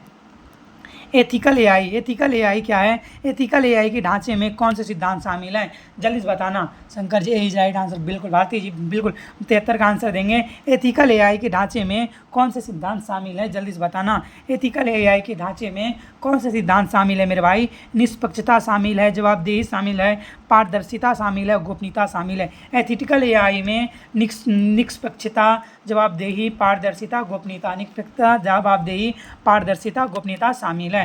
चलिए आगे चलते हैं मेरे भाई, आगे चलते हैं। ये रहा सर आपका अगला क्वेश्चन क्या है, digital twin of an organisation, DOT क्या है, डिजिटल ट्विन बताना। Digital twin in organisation, DOT क्या है, जल्दी बताना। डिजिटल ट्विन क्या है, डिजिटल ट्विन ऑन क्या ऑर्गेनाइजेशन क्या है, जल्दी बताना। Digital twin of online organisation क्या है, जल्दी से आंसर देना मेरे भाई। क्या होगा, एक संगठन की प्रक्रिया, आपदाओं और सेवाओं का एक गतिशील आभासी मॉडल। क्या है सर, एक गतिशील आभासी मॉडल जो वास्तविक समय से डेटा का उपयोग करके निर्माण में मदद करता है। डिजिटल ट्विन ऑफ एन क्या है, ऑर्गेनाइजेशन क्या है, एक संगठन की प्रक्रिया, उत्पादों और सेवाओं का एक गतिशील आभासी मॉडल जो वास्तविक समय के डेटा का उपयोग करके निर्माण लेने में मदद करता है। चले आगे चले भाई, चलो आगे चलते हैं, आगे चलते हैं। अब जल्दी जल्दी पढ़ेंगे भाई, कोई डिस्टर्ब नहीं करेगा, ठीक है, जल्दी जल्दी से ख़त्म करना है ना। ये रहा, कितना नंबर तक हो गया था, हाँ 74 हो गया भाई, 74 हो गया, 74 हो गया। अब कहाँ जाना है, 74 हो गया भाई। भाई ये गलती हो गई है, ये गलती हो गई, अब क्या करें बताओ।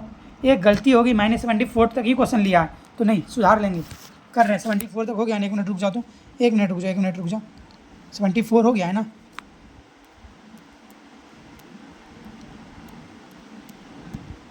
एक मिनट रुक जा, हाँ चलो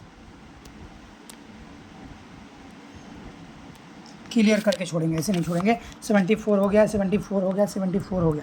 चलिए 75 पे आ जाते हैं, 75 पे आ जाते हैं। आज मैंने दूसरे पीडीएफ से पढ़ा रहा था, उस वो वाला जो ये वाला पीडीएफ है इसमें अच्छे से दिखती नहीं है ना, इसलिए मैंने आज न्यू पीडीएफ से पढ़ाया मेरे भाई।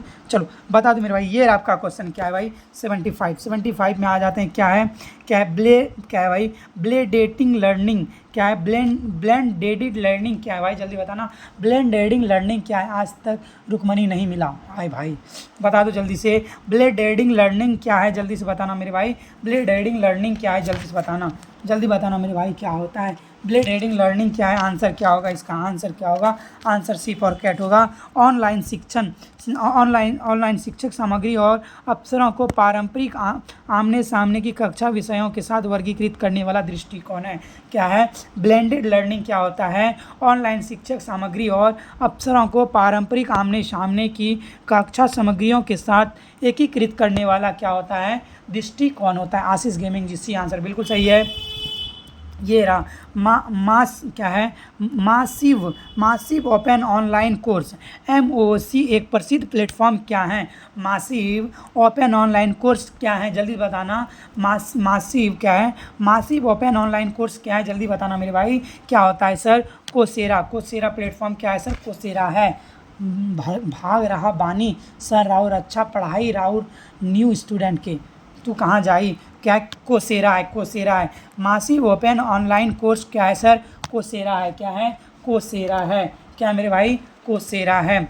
चलो ये रहा आपका अगला क्वेश्चन। क्या है मेरे भाई, अगला क्वेश्चन क्या है, आंसर देंगे अगला क्वेश्चन पे आंसर देंगे। यदि आपको व्हाट्सएप ग्रुप का लिंक चाहिए तो क्या 8407897014 पर मैसेज कर देंगे, लाइक कर देंगे, चैनल को सब्सक्राइब भी कर देंगे और क्या कर देंगे, शेयर भी कर देंगे। ठीक है, चलिए ये रहा क्या है, पर्सनलाइज्ड लर्निंग का लक्ष्य क्या है, पर्सनलाइज्ड लर्निंग का लक्ष्य क्या होता है, जल्दी बताना।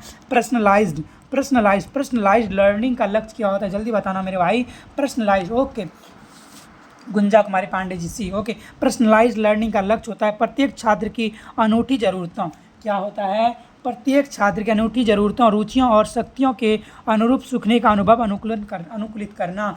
पर्सनलाइज्ड लर्निंग का अर्थ होता है प्रत्येक छात्र के अनुसार, यानी अनूठी जानकारी। प्रत्येक छात्र को सर जी रुक्मणी का नोट्स बुक मार्केट में उपलब्ध है, यदि उपलब्ध है तो जिस नहीं बहुत ने क्या करता है, PDF लेना चाहता है तो उसको मैं दे दूंगा, कोई बात नहीं, आपने खरीद लिया कोई बात नहीं है। प्रत्येक छात्र की अनूठी ज़रूरतों को, यानी उसके रुचि के अनुसार से पढ़ाई हो, शक्तियों के अनुरूप सीखने के अनुभव को अनुकूलित करता है। कौन सा, पर्सनलाइज्ड क्या है, लर्निंग। ये रहा सर आपका अगला क्वेश्चन। क्या है, माइक्रो लर्निंग क्या है, माइक्रो लर्निंग क्या होता है, जल्दी बताना मेरे भाई। माइक्रो लर्निंग क्या होता है, माइक्रो लर्निंग छोटी केंद्रित सीखने की इकाई जो विशिष्ट उद्देश्यों को पूरा करने के लिए डिजाइन की गई है। छोटी या केंद्रित सीखने की इकाई जो विशेष उद्देश्यों को पूरा करने के लिए डिजाइन की गई है, जो किस लिए, विशेष उद्देश्यों को पूरा करने के लिए। ऐसा क्यों करते हैं सर, क्या हुआ राकेश कुमार जी बताओ, ऐसे क्यों करते हैं सर, क्या हुआ राकेश जी बताइए। छोटी केंद्रित सीखने की इकाई जो विशिष्ट उद्देश्यों को पूरा करने के लिए डिजाइन की गई है। आगे चलते हमारे भाई। रूल्स लाइब्रेरियनशिप की मुख्य चुनौतियों में से क्या हैं, बता दो। रूल्स लाइब्रेरियनशिप की मुख्य चुनौतियों में से क्या हैं, जल्दी बताएंगे। रूल्स लाइब्रेरियनशिप की मुख्य चुनौतियों में से क्या हैं, जल्दी से आंसर देना। क्या होगा मेरे भाई, और पर्याप्त धन और सीमित इंटरनेट, क्या है, इंटरनेट कनेक्टिविटी। क्या होता है, क्या रूल्स लाइब्रेरियनशिप की मुख्य चुनौती क्या होता है सर, क्या होता है, अपर्याप्त धन और सीमित इंटरनेट कनेक्टिविटी। रूल्स क्या होता है, अपर्याप्त धन और सीमित इंटरनेट की कनेक्टिविटी। चलिए ये रहा सर अगला क्वेश्चन। प्रिज्म लाइब्रेरियनशिप क्या है, प्रिजन, तो भाई रुक जाओ, ये रहा आपका अगला क्वेश्चन। क्या है, प्रिजन लाइब्रेरियनशिप्स कैदियों को कैसे मदद करता है, जल्दी बता दो। प्रिजन लाइब्रेरियनशिप क्या करता है, कैदियों के लिए बनाया जाता है। क्या प्रिजन लाइब्रेरियनशिप ये कैसे मदद करता है, जल्दी बताना। प्रिजन लाइब्रेरियनशिप कैदियों को कैसे मदद करता है, ये बता दो मुझे जल्दी से। प्रिजन लाइब्रेरियनशिप कैदियों को कैसे मदद करता है, जल्दी बताना मेरे भाई। प्रिजन लाइब्रेरियनशिप कैदियों को कैसे मदद करता है, जल्दी बताना। प्रिजन लाइब्रेरियनशिप कैदियों को कैसे मदद करता है मेरे भाई। 80 नंबर का क्या होगा, सी होगा। यह साक्षरता, शिक्षा, पुनर्वास और बाहरी दुनिया से जुड़ाव को समर्थ करती है। क्या करती है, साक्षरता देती है, शिक्षा देती है, पुनर्वास करता है, बाहरी दुनिया से जुड़ाव को क्या करता है, समर्थ बनाता है। किसको सर, कैदियों को प्रिजन लाइब्रेरियनशिप के द्वारा। किससे सर, टीचर विलेजर और रिसर्च एजुकेशन विलेज स्टूडेंट हैं। अच्छा,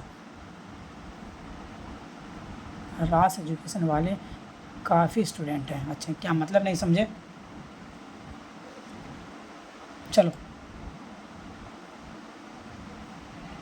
ये रहा सर अगला क्वेश्चन। क्या है, अगला क्वेश्चन क्या है, चलो ये रहा सर। मेडिकल लाइब्रेरियनशिप में एविडेंस बेस्ड क्या है, मेडिसिन के लिए क्या आवश्यक है। मेडिकल लाइब्रेरियनशिप में एविडेंस बेस्ड क्या है, मेडिसिन के लिए क्या आवश्यक है, जल्दी बताएंगे। क्या है, मेडिकल लाइब्रेरियनशिप में एविडेंस बेस्ड क्या है, एविडेंस बेस्ड मेडिसिन के लिए क्या आवश्यक है, जल्दी बताना मेरे भाई। क्या आवश्यक है जल्दी बताना। मेडिकल लाइब्रेरियनशिप में एविडेंस बेस्ड क्या है, मेडिसिन के लिए क्या आवश्यक है, क्या आवश्यक है मेरे भाई, क्या होगा।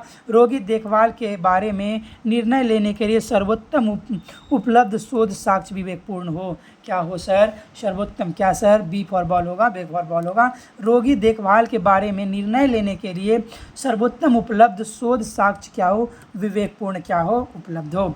ये रहा सर आपका अगला क्वेश्चन क्या है। लॉ लाइब्रेरियनशिप में एक लाइब्रेरी क्या है, एक क्या स्टेपडाइजिंग क्या है, लॉ लाइब्रेरियनशिप में एक क्या है, सेफडाइजिंग प्रक्रिया क्या करती है, सेफडाइजिंग प्रक्रिया क्या करती है जल्दी बताएंगे आप लोग। लॉ लाइब्रेरियनशिप में सेफडाइजिंग प्रक्रिया क्या करती है जल्दी बताना मेरे भाई, क्या करती हैं। एक कानूनी मामले की वैधता को सत्यापित करती हैं। क्या सेफडाइजिंग क्या करती है, एक कानूनी मामले की। अक्सर 10 बजे आते हैं, मैं पर डे 10 बजे पीएम में आता हूँ, पीएम में भी आता हूँ 10 बजे और एएम में भी आता हूँ, 10 बजे रात में और 10 बजे दिन में भी आता हूँ, ठीक है। तो आप लोग जुड़ सकते हैं 10 बजे रात में और 10 बजे दिन में पर डे। तो आपको यदि इससे चाहिए तो मेरे व्हाट्सएप 8407897014 पर क्या कर देंगे आप लोग, मैसेज कर देंगे, मैं व्हाट्सअप ग्रुप में आपको ऐड कर दूंगा राकेश जी। तो आप क्या करोगे, वहाँ से जुड़ जाओगे, ठीक है। व्हाट्सअप ग्रुप का मैंने लिंक आज नहीं दे पाया, नंबर ही मैंने पिन कर पाया इसीलिए, ठीक है। चलो क्या है लॉ लाइब्रेरियनशिप क्या है, क्या इस पर किस लिए प्रक्रिया करती है सर, सेफडाइजिंग प्रक्रिया क्या करती है भाई। एक कानूनी क्या होता है, एक कानूनी मामले की वैधता को सत्यापित करती हैं या देखभाल के बाद इसके मामलों को कैसे व्यवहार किया जाए। व्हाट्सअप का नंबर नीचे दिया हुआ, आप क्या करेंगे मैसेज कर देंगे, वहाँ से मैं आपको क्या करूँगा ग्रुप में ऐड कर दूँगा, ग्रुप बनाओ बहुत बच्चे उसमें। चलो ये देखिए म्यूजिक लाइब्रेरियनशिप बता दो सर, म्यूजिक लाइब्रेरियनशिप में यू टेक्स क्या है, म्यूजिक लाइब्रेरियनशिप क्या सर, म्यूजिक लाइब्रेरियनशिप में यू आर टेक्स क्या है सर जल्दी बताना। म्यूजिक लाइब्रेरियनशिप में यू आर टेक्स क्या करती है जल्दी बताना सर। एक बार फटाफट से, अभी तक सबने लाइक नहीं करा है, फटाफट से सब लाइक करो एक बार, जल्दी से एक बार सभी लाइक कर दो मेरे भाई जल्दी से। भारतीय क्वेश्चन को अच्छे से समझो अन्यथा पता चल जाएगा। हाँ क्वेश्चन थोड़ा 2-4 बार पढ़नी होगी, इसीलिए 1-2 बार पढ़ लो। एक बार फटाफट से सभी लाइक करो, सबने लाइक अभी भी नहीं करा है, क्यों भाई क्या दुश्मनी है मेरे से। म्यूजिक लाइब्रेरियनशिप में यू आर टेक्स्ट क्या है भाई जल्दी से बता देना, क्या होता है। एक संगीत रचना, एक क्या संस्करण जो संगीतकार के मूल इरादे का यथासंभव प्रतिनिधित्व करने का इरादा रखता है, ठीक है। क्या होता है म्यूजिक क्लासिक क्या है, म्यूजिक लाइब्रेरियनशिप क्या है, यू आर टेक्स्ट क्या होता है। एक संगीत रचना का एक संस्करण जो संगीतकार के मूल इरादे यथासंभव प्रतिनिधित्व करने का इरादा करता है। क्या करता है, मूल इरादे यथासंभव प्रतिनिधित्व करने का इरादा करता है। आगे चलिए सर, अब मात्र 15 क्वेश्चन बचा हुआ है। चलिए क्या आर्ट लाइब्रेरियनशिप, भाई देख लो क्वेश्चन लगातार दिया हुआ है। आर्ट लाइब्रेरियनशिप में कैटलॉग क्या है, कैटलॉग रेनेंस क्या है, रेशन बता दो सर। आर्ट लाइब्रेरियनशिप में कैटलॉग रेशन क्या है जल्दी से बताना सर, क्या होता है कैटलॉग रेशन क्या होता है मेरे बारे में। एक कलाकार के सभी ज्ञात कार्यों की व्यापक क्या है, एनोटेटेड सूची क्या होता है। एक कलाकार के सभी ज्ञात कार्यों की एक व्यापक एनोटेटेड सूची होता है। एक कलाकार के सभी ज्ञात कार्यों की एक व्यापक एनोटेटेड सूची होता है, जिसे हम लोग क्या बोलते हैं, आर्ट लाइब्रेरियनशिप बोलते हैं। चलिए ये चलते हैं आगे सर। आर्काइवल साइंस में प्रोवेनेंस आर्काइवल साइंस में प्रोवेनेंस का सिद्धांत क्यों महत्वपूर्ण है जल्दी बताएंगे। आर्काइवल साइंस में प्रोवेनेंस का सिद्धांत क्यों शामिल है जल्दी से बताना मेरे भाई, क्या होगा। आर्काइवल साइंस में प्रोवेनेंस क्यों सिद्धांत है, क्योंकि यह एक ही मूल्य यानी कि रिकॉर्ड को एक साथ रखने पर जोर देता है।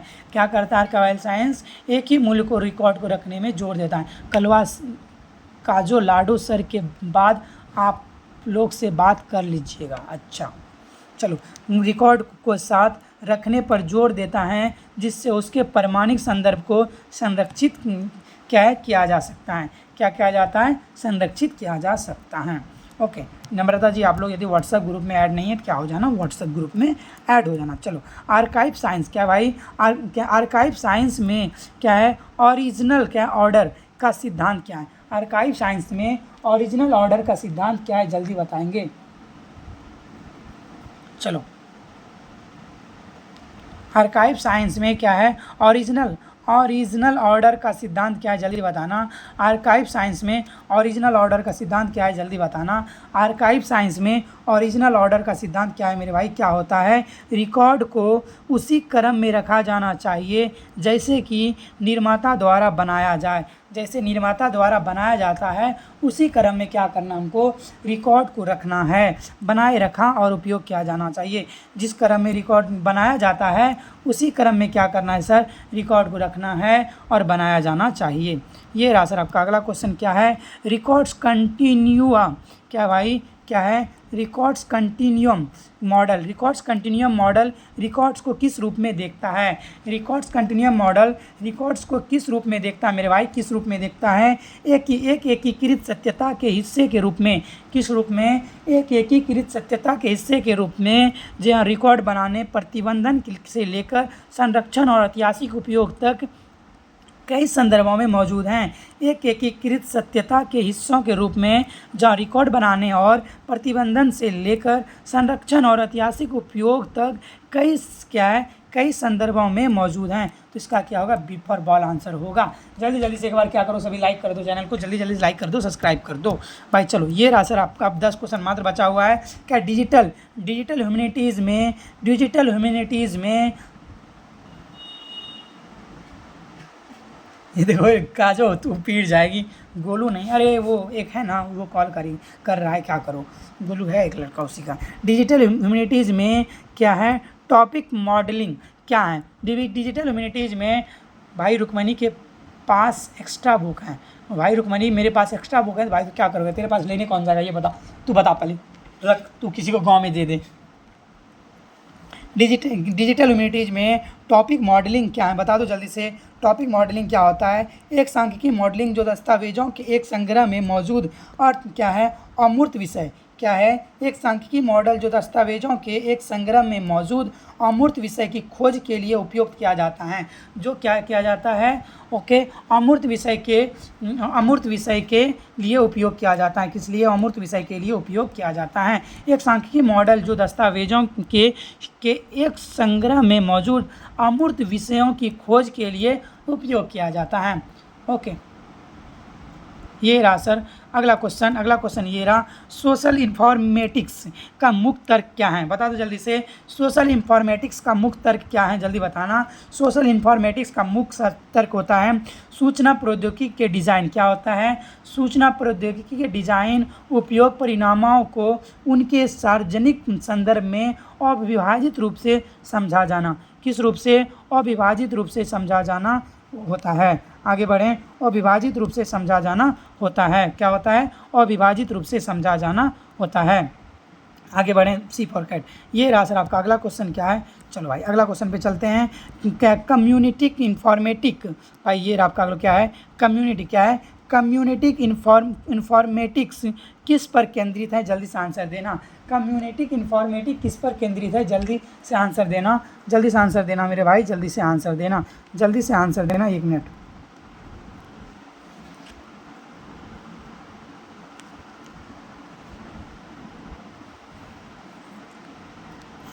जल्दी से आंसर देना मेरे भाई, जल्दी से आंसर देना, जल्दी से आंसर देना, लेट नहीं करना। बता दो कम्युनिटी इन्फॉर्मेटिक किस पर केंद्रित है, जल्दी से बताना।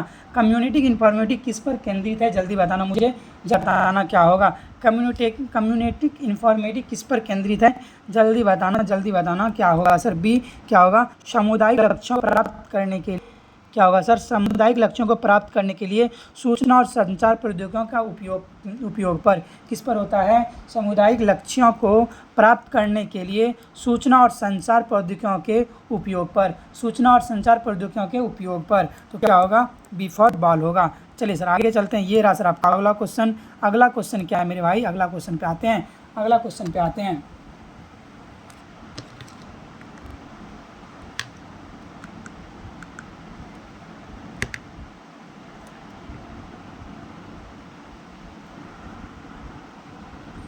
चलो, ये रहा, क्या है? हेल्थ इन्फॉर्मेटिक का लक्ष्य क्या है, बता दो जल्दी से। हेल्थ इन्फॉर्मेटिक्स का लक्ष्य क्या होता है, जल्दी बताना मेरे भाई। हेल्थ इन्फॉर्मेटिक्स का लक्ष्य क्या होता है, जल्दी बताना। हेल्थ इन्फॉर्मेटिक्स का लक्ष्य क्या होता है, जल्दी बताना मेरे भाई। हेल्थ इन्फॉर्मेटिक्स का लक्ष्य क्या होता है, जल्दी बताना। देखते हैं कौन कौन बता पा रहे हो। हेल्थ इन्फॉर्मेटिक्स का लक्ष्य क्या होता है, जल्दी बताना सर। हेल्थ इन्फॉर्मेटिक्स का लक्ष्य होता है, क्या होता है, स्वास्थ्य सेवा में सुधार के लिए सूचना प्रौद्योगिकी का उपयोग करना। क्या होता है सर, स्वास्थ्य सेवा में सुधार के लिए सूचना प्रौद्योगिकी का उपयोग करना। स्वास्थ्य सेवा में सुधार के लिए सूचना प्रौद्योगिकी का उपयोग करना क्या होता है सर, हेल्थ सर्विस का कार्य होता है। हेल्थ सर्विस का क्या कार्य होता है, सूचना क्या होता है सर, कि सूचना प्रौद्योगिकी का उपयोग करना जिससे रोगी देखभाल, सार्वजनिक स्वास्थ्य और अनुसंधान शामिल हो, जिसमें सार्वजनिक स्वास्थ्य और अनुसंधान शामिल हो। आगे चलें, आगे चलते हैं मेरे भाई, आगे चलते हैं। ये रहा सर आपका अगला क्वेश्चन, तो बताएंगे क्या होगा, जल्दी से देना, जल्दी से आंसर देना। ओके चलो, ये रहा बायो इन्फॉर्मेटिक्स में क्या शामिल है। बायो इन्फॉर्मेटिक्स में क्या शामिल है, जल्दी से बताना मेरे भाई, जल्दी से बताना। बायो इन्फॉर्मेटिक्स में क्या शामिल है, जल्दी से बताना। बायो इन्फॉर्मेटिक्स में क्या शामिल है, जल्दी से बताना मेरे भाई, जल्दी से बताना। बायो इन्फॉर्मेटिक्स में क्या शामिल है, बायो इन्फॉर्मेटिक्स में क्या शामिल है, जल्दी बताना। बायो इन्फॉर्मेटिक्स में क्या शामिल है, जल्दी बताना सर। बायो इन्फॉर्मेटिक्स में क्या शामिल है, ओके। बायो इन्फॉर्मेटिक्स में क्या शामिल है, जैविक डेटा होता है। क्या होता है सर, बायो इन्फॉर्मेटिक्स में क्या शामिल है, जैविक। बायो इन्फॉर्मेटिक्स में क्या जैविक डेटा, विशेष रूप से जोनोमिक और प्रोटोजोइमिक डेटा का विश्लेषण करने के लिए कम्युनिकेशन टूल्स का उपयोग किया जाता है। किस लिए, जैविक डेटा क्या, किस लिए सर, हाँ, जैविक डेटा विश्लेषण रूप से जीनोमिक और प्रोटियोमिक डेटा का विश्लेषण करने के लिए क्या है, कम्युनिकेशन का उपयोग किया जाता है। ये रहा सर आपका अगला क्वेश्चन, क्या है बता दो जल्दी से, क्या है, जियो इन्फॉर्मेटिक्स क्या है। जियो इन्फॉर्मेटिक्स किस प्रकार के डेटा को से संबंधित हैं, जियो इन्फॉर्मेटिक्स किस प्रकार के डेटा से संबंधित है, जल्दी बताना, बता दो जल्दी से। जियो इन्फॉर्मेटिक्स किस प्रकार के डेटा से संबंधित है, स्थानीय और भौगोलिक डेटा से संबंधित है। जियो इन्फॉर्मेटिक्स किस प्रकार के डेटा से संबंधित है, स्थानीय और भौगोलिक डेटा से संबंधित है। जियो इन्फॉर्मेटिक्स किस प्रकार के डेटा से संबंधित है, स्थानीय और भौगोलिक डेटा से संबंधित है, तो सी फॉर क्या होगा, कैट होगा। जियो इन्फॉर्मेटिक्स किस प्रकार के डेटा से संबंधित है, स्थानीय और भौगोलिक डेटा से संबंधित है, तो क्या होगा, सी फॉर कैट होगा। आगे चलें, फटाफट से एक बार सभी क्या कर दो, लाइक कर दो, चैनल को सब्सक्राइब भी कर दो मेरे भाई। ये रहा सर आपका अगला क्वेश्चन, क्या है, केमो इन्फॉर्मेटिक्स क्या है, केमो इन्फॉर्मेटिक्स का क्या है, इन्फॉर्मेटिक्स का उपयोग किस लिए किया जाता है। केमो इन्फॉर्मेटिक्स का उपयोग किस लिए किया जाता है, जल्दी बताना मेरे भाई। केमो इन्फॉर्मेटिक्स का प्रयोग किस लिए किया जाता है। केमो इन्फॉर्मेटिक्स का प्रयोग रासायनिक यौगिक के बारे में जानकारी संग्रहित, अनुक्रमित और विश्लेषण करने के लिए अक्सर दवा की खोज में किया जाता है। केमो इन्फॉर्मेटिक्स का प्रयोग रासायनिक यौगिक के लिए बारे में जानकारी संग्रह, रासायनिक यौगिक के बारे में जानकारी संग्रहित करने के लिए और अनुक्रमिक का विश्लेषण करने के लिए अक्सर दवा खोजने के लिए किया जाता है सर, किसका, केमो इन्फॉर्मेटिक्स का उपयोग किया जाता है। ये रहा सर अगला क्वेश्चन, क्या है, लीग इन्फॉर्मेटिक्स क्या है, जल्दी बताना। लीगल इन्फॉर्मेटिक्स क्या है, जल्दी से आंसर देना मेरे भाई। लीगल इन्फॉर्मेटिक्स क्या होता है, 95 का आंसर दो। लीगल इन्फॉर्मेटिक्स सर 36 लोग लाइव, वाओ। चलो, लीगल इन्फॉर्मेटिक्स क्या है, जल्दी बताना। लीगल इन्फॉर्मेटिक्स क्या है, जल्दी बताना मेरे भाई, जल्दी बताना। लीगल इन्फॉर्मेटिक्स क्या है, जल्दी बताना सर। लीगल इन्फॉर्मेटिक्स होता है कानूनी प्रक्रिया, लीगल मीन्स होता है कानून, कानूनी प्रक्रिया और सूचना के प्रबंधन के लिए कम्युनिकेशन और सूचना विज्ञान के सिद्धांतों का अनुप्रयोग करना। क्या होता है, लीगल इन्फॉर्मेशन क्या होता है, कानूनी प्रक्रिया और सूचना प्रबंधनों के लिए कंप्यूटेशनल और सूचना विज्ञान सिद्धांतों का उपयोग करना होता है। चलो, ये रहा सर आपका अगला क्वेश्चन पे चलते हैं। अगला क्वेश्चन हम लोग बहुत जल्दी आ चुके हैं, ये रहा 97 पे आ गए भाई। तो एक बार क्या करें, जल्दी जल्दी से सब क्या कर दो, लाइक कर दो, चैनल को सब्सक्राइब भी कर दो, एक बार शेयर भी कर दो जल्दी से। सर बाकी ऑप्शन कहाँ है, पीछे था, उस ऑप्शन का जरूरी ही नहीं था, छोड़ दिया। एजुकेशनल इन्फॉर्मेशन किस लिए केंद्रित हैं, किस पर केंद्रित हैं, जल्दी बताएंगे।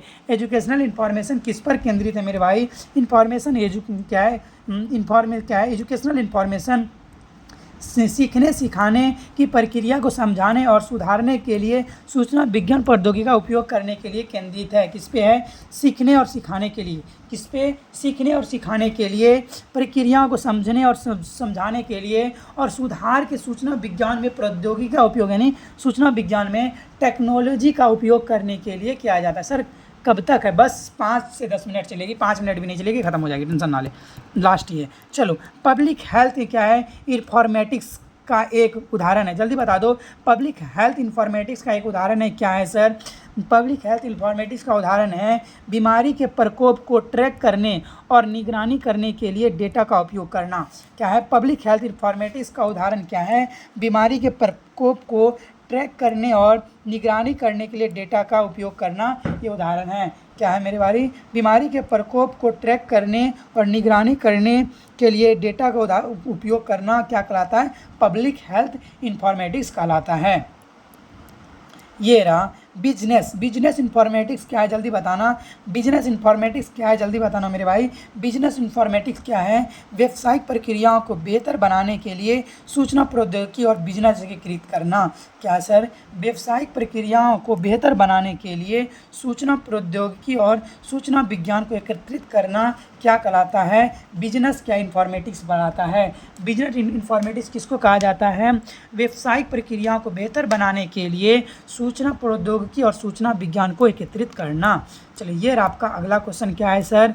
क्या है? ये रहा साइंटिफिक इन्फॉर्मेशन का लक्ष्य क्या होता है? जल्दी बताओ, साइंटिफिक इन्फॉर्मेशन का लक्ष्य क्या होता है? चलो, 90 का सी सबका आंसर सही है, पीयू का आंसर सही है।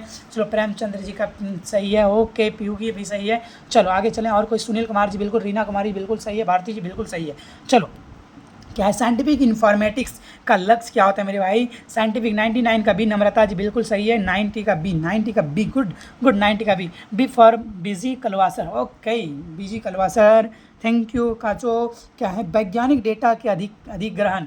क्या है सर? 99। सुनील कुमार जी बिल्कुल सही आंसर है। वैज्ञानिक डाटा का अधिग्रहण, प्रबंधन, विश्लेषण और विजुअलाइजेशन का समर्थन करके वैज्ञानिक अनुसंधान को सुधार बनाना क्या साइंटिफिक इन्फॉर्मेशन का काम होता है? ओके, क्या होता है?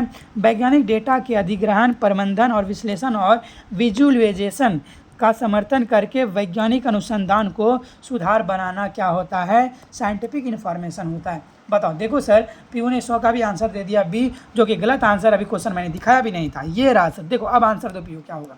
देखो, लाइब्रेरी एंड इंफॉर्मेशन साइंस के भविष्य के लिए सबसे महत्वपूर्ण चुनौती क्या मानी जाती है? Library and sir next class में क्लासिफिकेशन या थोड़ा अगले टाइप का भी क्वेश्चन लगाइएगा। ओके भारती जी, लगा देंगे। आप लोग जो भी व्हाट्सएप ग्रुप से ऐड नहीं है, नंबर नीचे पिन किया हुआ है, आप मैसेज कर देंगे, आपको मैं व्हाट्सएप ग्रुप में ऐड कर दूंगा, ठीक है? लिंक भेज दूंगा, ऐड हो जाओगे। ओके, बस अब 13 हो गया, 2 करेंगे तो उसके बाद 15 चले जाएंगे। उसके बाद क्या करेंगे सर? यूथ पब्लिकेशन का करेंगे, तब इसको छोड़ देंगे, ठीक है? इसका तब एक दिन में, एक दो बीच में एक दिन डिवाइड कर लेंगे, पूरा एक ही दिन में, ठीक है? तो बता दो इसका आंसर क्या होगा? डी का डी होगा, डी फॉर डॉग होगा। क्या होगा? लाइब्रेरी इन्फॉर्मेशन साइंस के भविष्य के लिए सबसे महत्वपूर्ण चुनौती क्या मानी जाएगी? कृत्रिम बुद्धिमत्ता के युग में अपनी प्रासंगिकता और मूल्य को लगातार प्रदर्शित और अनुकूलित करना बना रहेगा।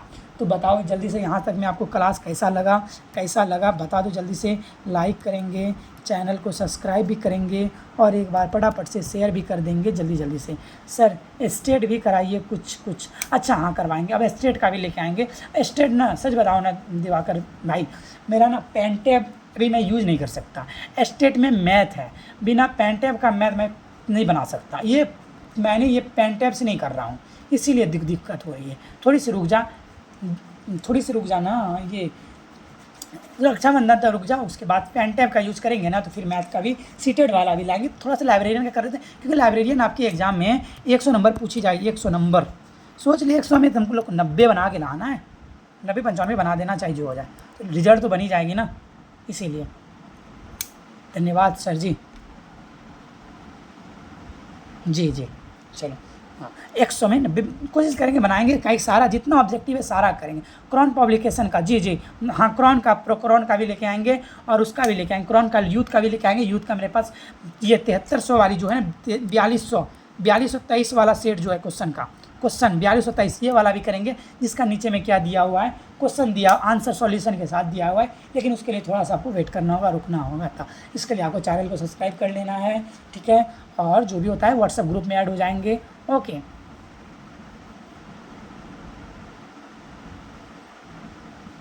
चलो सर 8 कोचिंग भी है उसी में, यहीं करवा दें। अच्छा सर 8 ऑफ क्या है, टीचिंग भी है तो उसी में, तो यही भी कर लेंगे। हाँ वो हो सकता है, हाँ टीचिंग एप्टीट्यूड भी है, वो सब भी। देखो पता है आपका सिलेबस क्या क्या आएगा, 2 चीज़ को करना है तैयारी। एक लाइब्रेरी से क्या 100 नंबर आएगी, और सर टीचिंग एप्टीट्यूड से 30 नंबर है, 20 नंबर आपका मैथ और जीके जीएस आ जाता है। तो इसको 20 को कम ही पढ़ेंगे, मेन ये दोनों पढ़ना है, मेन ये दोनों पढ़ना हम लोग को, ठीक है। मेन ये दो, टीचिंग एप्टीट्यूड पढ़ लेना है और क्या लाइब्रेरी से पढ़ लेना है, तो ये दोनों हम लोग को क्या पार घाट लगा देगा। क्यों सब्सक्राइब करें आप, तो तोता की तरह क्या आंसर रेट हैं, क्या है ये, क्या बोले डायरेक्टर क्या डिसेबल बताते नहीं, अगर बताते तो अच्छा रहता। ओहो क्या बोल रहे हो परवीन जी, आप मैसेज कर देना। तो आंसर रेट है मतलब क्या होता है, क्या डिक्लेयर, समझ में नहीं आया क्या बोल रहे हो। अच्छा उसके आगे नीचे का उसका क्या पूरा सॉल्यूशन पढ़ना था क्या, डिटेल में, डिटेल्स बताते नहीं। अच्छा डिटेल्स, अच्छा डिटेल्स पढ़ना है तो उसके लिए मैं करूँगा डिटेल, रुक जा, सबको पसंद नहीं आ रही डिटेल, इसीलिए मैंने डिटेल नहीं किया मेरे भाई, सॉरी इसके लिए, यदि आपको बुरा लगा हो तो मैं करवाऊंगा, डिटेल भी करवाऊँ, क्योंकि मुझे भी डिटेल की ज़रूरत है ना। मैं डिटेल पढ़ रहा था, बीच में बच्चों ने सब ने बोला सर डिटेल छोड़ दो, ऐसे भैया पढ़ा, चलो ऐसे कर लेते हैं, डिटेल भी करेंगे, एक बार कर लिया ना, कर लेते हैं पूरा बुक, उसके बाद डिटेल पढ़ेंगे। डिटेल जो लाऊंगा आगे ये लेके आऊँगा, उसके लिए थोड़ा सा रुकना होगा आपको, ठीक है, कर दो। ओके ओके, क्वेश्चन का डिटेल लेके आएंगे नेक्स्ट दिन से, नेक्स्ट ये 15 तक भाई एक बार कंप्लीट कर लेते हैं, तो फिर यूथ पब्लिकेशन का जो करेंगे ना उसके नीचे ही क्वेश्चन का डिटेल लेके आएंगे, ठीक है, टेंशन ना लो, नीचे लेके आने वाले भाई, ऐसे मत बोलो आप, ऐसे नाराज़ ना होते, ऐसे नाराज़ ना होते, छोटे भाई से बड़े भाई ऐसे नाराज़ होता है, बताओ।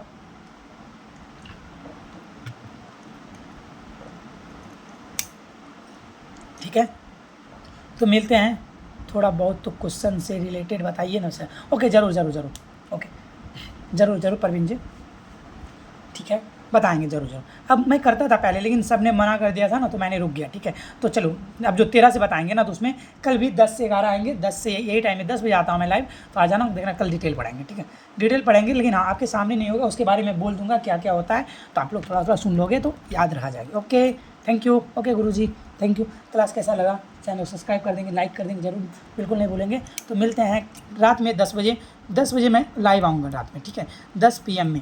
वीक कोई प्रैक्टिस सेट लेके आऊँगा, कोई चीज़ का, ये रुक्मणी का नहीं, कोई और लेके आऊँगा, ठीक है, क्वेश्चन का सेट, उसमें आ जाना 10 बजे, उसमें भी इसी प्रकार से करेंगे, ठीक है, 1 लाइनर्स उसमें होगा 10 बजे।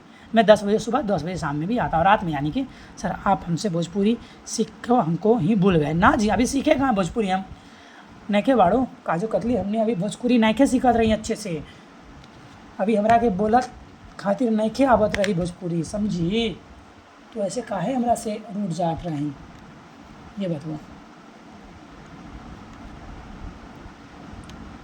चलो जिसने चैनल को लाइक नहीं किया, सब्सक्राइब, सर एग्ज़ाम के रिलेट भाई दिवाकर जी, एग्ज़ाम के रिलेटिव भी पढ़ाइए, हाँ बस रिलेटेड मतलब वही हुआ, हाँ तो एग्ज़ाम भाई, ये एग्ज़ाम ये रुक्मणी जो आता है ना, तो उसी एग्ज़ाम, बिहार में पहली बार एग्ज़ाम हो रहा है, तो उसी से रिलेटेड ये क्वेश्चन बने, और पहली बार उतना हार्ड क्वेश्चन नहीं ले रहा है, टेंशन ना लो, थोड़ी सी बस हम लोग यहाँ अनजान होगी क्वेश्चन से, तो हार्ड लगेगा, होगा तो रात में हम लोग किसका करेंगे सर, राजस्थान का क्वेश्चन सेट है उसका करेंगे, राजस्थान का जो एग्ज़ाम हुआ है 27 को, वो वाला करेंगे, ठीक है, देख लेंगे, देखते हैं क्या क्या क्वेश्चन आया राजस्थान वाला, तो पता भी चल जाएगी। चलो बाय बाय एवरीवन, मिलते हैं रात में 10 बजे, बाय बाय। तो यदि जिसने चैनल सब्सक्राइब नहीं किया, लाइक नहीं किया, वो क्या करें, 0487897014 पर क्या कर देना, मैसेज कर देना, मैं आपको। सर बारिश हो रही है क्या, पता नहीं मुझे, मेरा रूम अंदर से बहुत ज़्यादा पैक है, मुझे पता नहीं हो रही है क्या नहीं हो रहा है, ये नहीं बता सकता, मैं बाहर गया ही नहीं हूँ, बाहर में भूकंप आके गिर उड़ जाए, भागलपुर भस जाए, मुझे पता ही नहीं चलेगा।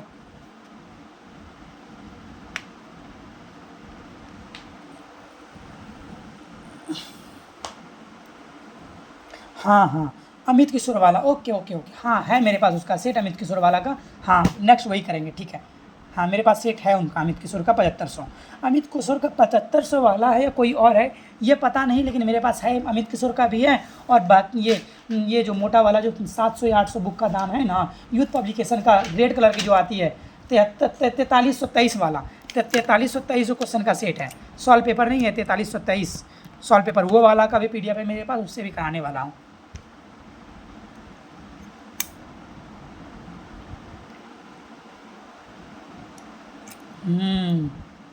सर आप मत जाइएगा, बहुत पतले हैं तो पीट जाएगी काजू कतली। सर भोजपुरी सीख जाइए, एगो मेरी है मैम भोजपुरी सिखाने के लिए, काजू कतली, वो सिखाती नहीं है टाइम पे। पैरामेडिकल में थोड़ा सा सिखाई थी उसने, अब तो सिखा ही नहीं रही है। हम पहले भोजपुरी बोल बोल के पढ़ाते थे पैरामेडिकल में। गुरुजी हाँ हाँ, उस बुक से भी करेंगे। तो उसमें क्या है कि नीचे सॉल्यूशन दिया हुआ है, ठीक है, नीचे उसका सॉल्यूशन दिया हुआ है। एक मिनट रुको, आपको दिखाता हूँ, वो यही वाली बुक बोल रहे हो ना, शायद मेरा यदि इसमें होगा बुक तो छोड़ो, मैं कल उसका फ़ोटो लेके आऊँगा, करवा दूँगा, ठीक है वो वाली। लेकिन चाहता हूँ कि एक बुक एक बार में ख़त्म कर लूँ, उसके बाद ही आऊँ, ठीक है, इसलिए मैंने उसको रोक के रखा है, समझा भाई, इसलिए मैंने उसको रोक के रखा है। टेंशन ना लो, साथ साथ करेंगे, अच्छे से करेंगे, बहुत अच्छे से। चलो तब मिलते हैं नेक्स्ट वीडियो में, बाय बाय एवरीवन, मिलते हैं नेक्स्ट वीडियो में, बाय बाय बाय बाय। आपका दिन मंगलमय हो, रात में मिलेंगे। जी जी, यूथ पब्लिकेशन का यूथ जी। चलो बाय बाय एवरीवन, मिलते हैं नेक्स्ट वीडियो में। Okay bye bye bye bye bye bye. किधर से ऑफ होगा भाई? हाँ चलो बाय बाय, मिलते हैं। लाइक सब्सक्राइब करना बिल्कुल नहीं, अब आप ही हमको भूल गए सर। नहीं जी, नहीं भूले हैं। चलो बाय बाय।